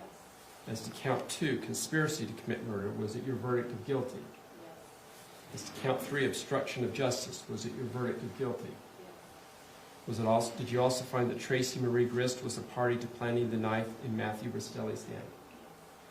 Did you also find that Tracey Marie Grist made an untruthful statement to 911 or the police that Matthew Rastelli had a knife before Kevin Ellis shot Matthew Rastelli? Yes. Counts 4 and 5. Count 4, commission of domestic violence in the presence of a child. Did you find guilty to count 4? Yes. To count 5, commission of domestic violence in the presence of a child. Was it your verdict of guilty? Yes. As the special verdict form, in the above entitled cause of action, did you find at the time of the offenses in counts 1, 2, 4, or 5 that Tracey Marie Grist and Matthew Rastelli were cohabitants? Thank you. And juror number 14. As to count 1, murder. Oh my God. Yes. As to count 2, conspiracy to commit murder. Was it your verdict of guilty? Yes. As to count 3, obstruction of justice. Was it your verdict of guilty? Yes. As to Tracey Marie, was it also your verdict that Tracey Marie Grist was a party to planting the knife in Matthew Rastelli's hand? Yes. Was it also your verdict that Tracey Marie Grist made an untruthful statement to 911 or the police that Matthew Rastelli had a 911 before Kevin Ellis shot Matthew? 911. 911. Counts 4 and 5. Count 4, commission of domestic violence in the presence of a child. Was it your verdict of guilty? Yes. Also, in You count fucked this 5, whole thing up, Rick commission of Moranis. domestic violence in the presence of a child. Was it your verdict of guilty? Go back to your backyard. In the special verdict form for cohabitation. Try to find your kids in the grass. Above entitled cause of action, did you find at the time of the offenses in counts 1, 2, 4, or 5 that Tracey Marie Grist and Matthew Rastelli were cohabitants? Yes. Thank you. Mr. Faceler. Nothing further, Your Honor. Thank you. Anything further from the state, Mr. Watabe? No, Your Honor. All right. Ladies and gentlemen of the jury, this concludes your service as a juror almost. I'm going to excuse you back into the jury verdict room for just a couple of minutes, and I'll come in and talk to you for a moment, and then you'll be free to go home. Once they excuse you to go home, the admonition order about talking about the case, using social media, posting about it, letting your friends and family know, that's gone away. That prohibition is gone, and you can do whatever you want or whatever you don't want to do. If you just want to move on with your life, you're able to do that. If Except for you, juror number whatever. You should just shut your face. I'll be in just a couple of minutes. And now All we're rights for the jury. And now what the fuck was that? Jury when they got the sheet should be easy. Explaining it should be easy. This reading it should be easy. Why are we making this so difficult for everyone? Thank you. Please be seated. All right, let's get a sentencing date. I'm assuming we'll want a special set again. All right, I guess he doesn't have an issue with it. Yes, Your Honor. How much time do you think we'll need? You could do 2 hours just to be safe, Your Honor. You concur as well, Mr. Faceler? 2 hours? Yes. To be safe. Sure. I think in the prior ones we did about an hour, wasn't it, approximately? Yeah, it was about an hour. But we'll go 2 just to be safe, Mr. Faceler. All right, so I'm out of the country in 6 weeks, so I'm going to have to give you a later date. He's got the fucking Spaceballs 2 in Cannes. He's got the premiere in Cannes. He's going to be out of the country. The Cannes Film Festival. Cannes. Are we saying June is what we're saying? You say no to Mel Brooks? I don't sorry, think Mr. so. Faceler? June? Yes, we'll be in June. I, of course, will make recommendations to the parole board that Ms. Grist receive credit for all time served. What? Will you, of course, do that? How about you, of course, set her for life? What are you talking about? You're really pissing me off, Rick. How long is that trial? Let's do it on Friday then. What's the date?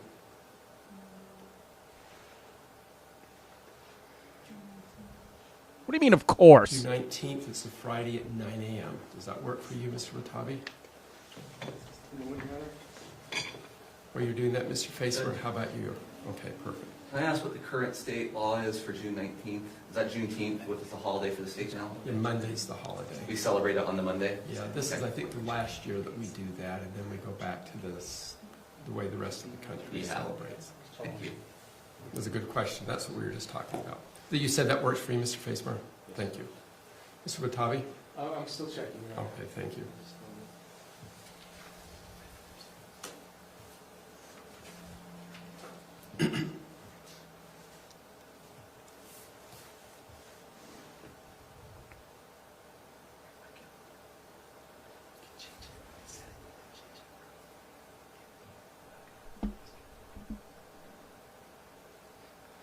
I'm telling you, that jury shit's going to be a fucking problem.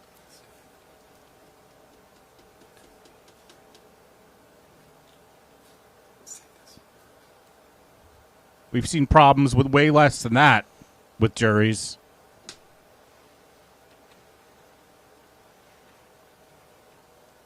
Check your fucking calendar and let's get this shit done with.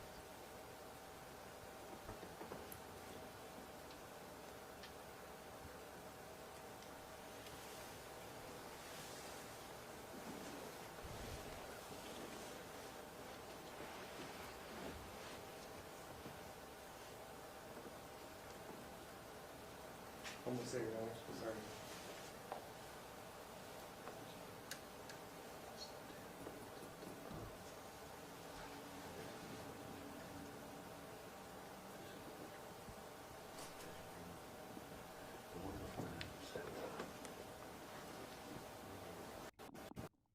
Right, but they're talking June 19th, so you'll be gone. Oh my God. Yeah, they're gone.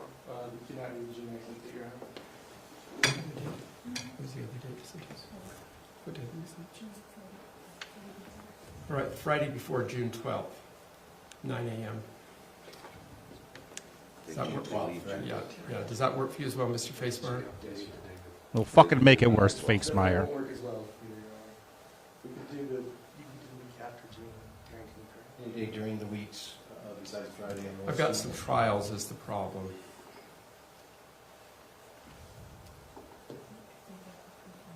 It's just we're well past the 55. Yeah, I know. Not trying to be difficult, but at the same time. You know, that was the problem is I'm unavailable because I'm not here. We could do the week of June 22nd here, any day that week. The week of the 22nd or the week of the 8th before the 12th? Or the week of the 8th. Of what? July? I can't go out that far. Of June. June 8th, I'm not available. Okay, then June 22nd is the week of June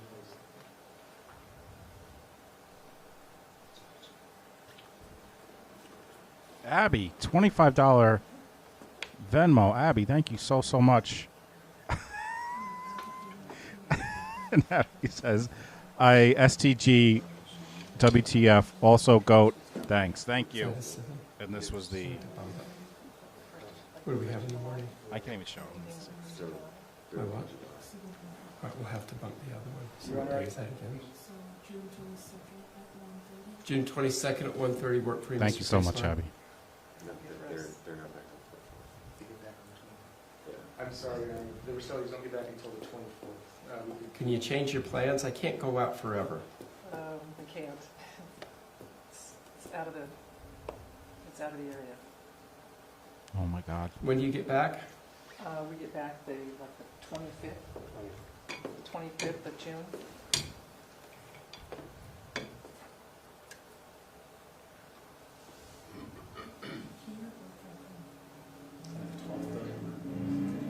No, the 12th didn't work. For somebody.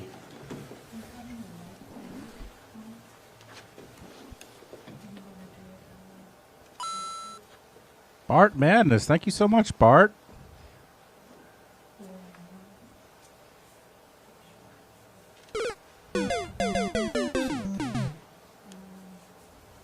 What is happening? Is this really happening? What time do the Rostellis leave?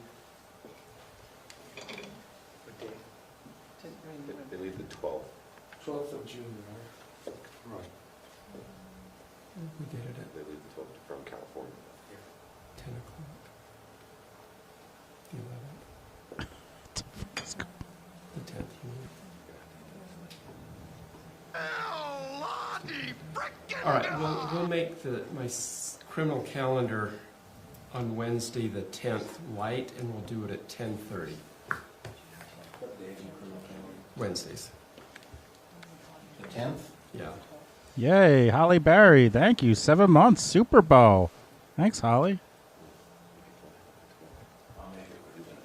Thank you, Mr. Facemer. I appreciate Be gone, vile man! Be All right, gone before I go back from and chat me! with the jury, anything else from the state you need to put on the record?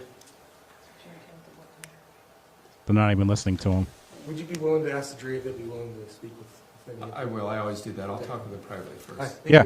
Ask them why they Anything from the couldn't defense, shut Mr. their mouth. Facemer, to put on the record? Just checking the time for... 10:30 on the 10th. Get your calendar right, I'll do a Facemeyer, light and calendar shut that up. morning to accommodate Sit the down, sentencing. Facemeyer. But there may be a little bleed Oh, over, so people have to Leslie. be a little flexible. 2 years. Thank you, Leslie.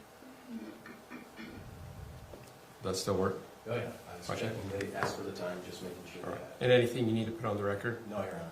All right. Thank you, counsel. We'll be in recess. I'll speak with the jury briefly. If they wish to speak with counsel, I'll let my bailiff know they can bring you up. Thank you. All rise. Christine, 29 months. Thank you so much. All right, guys. Thank you so much for watching this trial with me. The next one will probably be Caleb Flynn, unless something else happens before. Joni, $2.99 super chat. Thank you so much, Joni. Now I've got a picture of this idiot. Let's see if she does. Yeah, get the fuck out of there. It's prison for you, dopey moron. Couldn't just get a divorce. Oh, wait. Push her.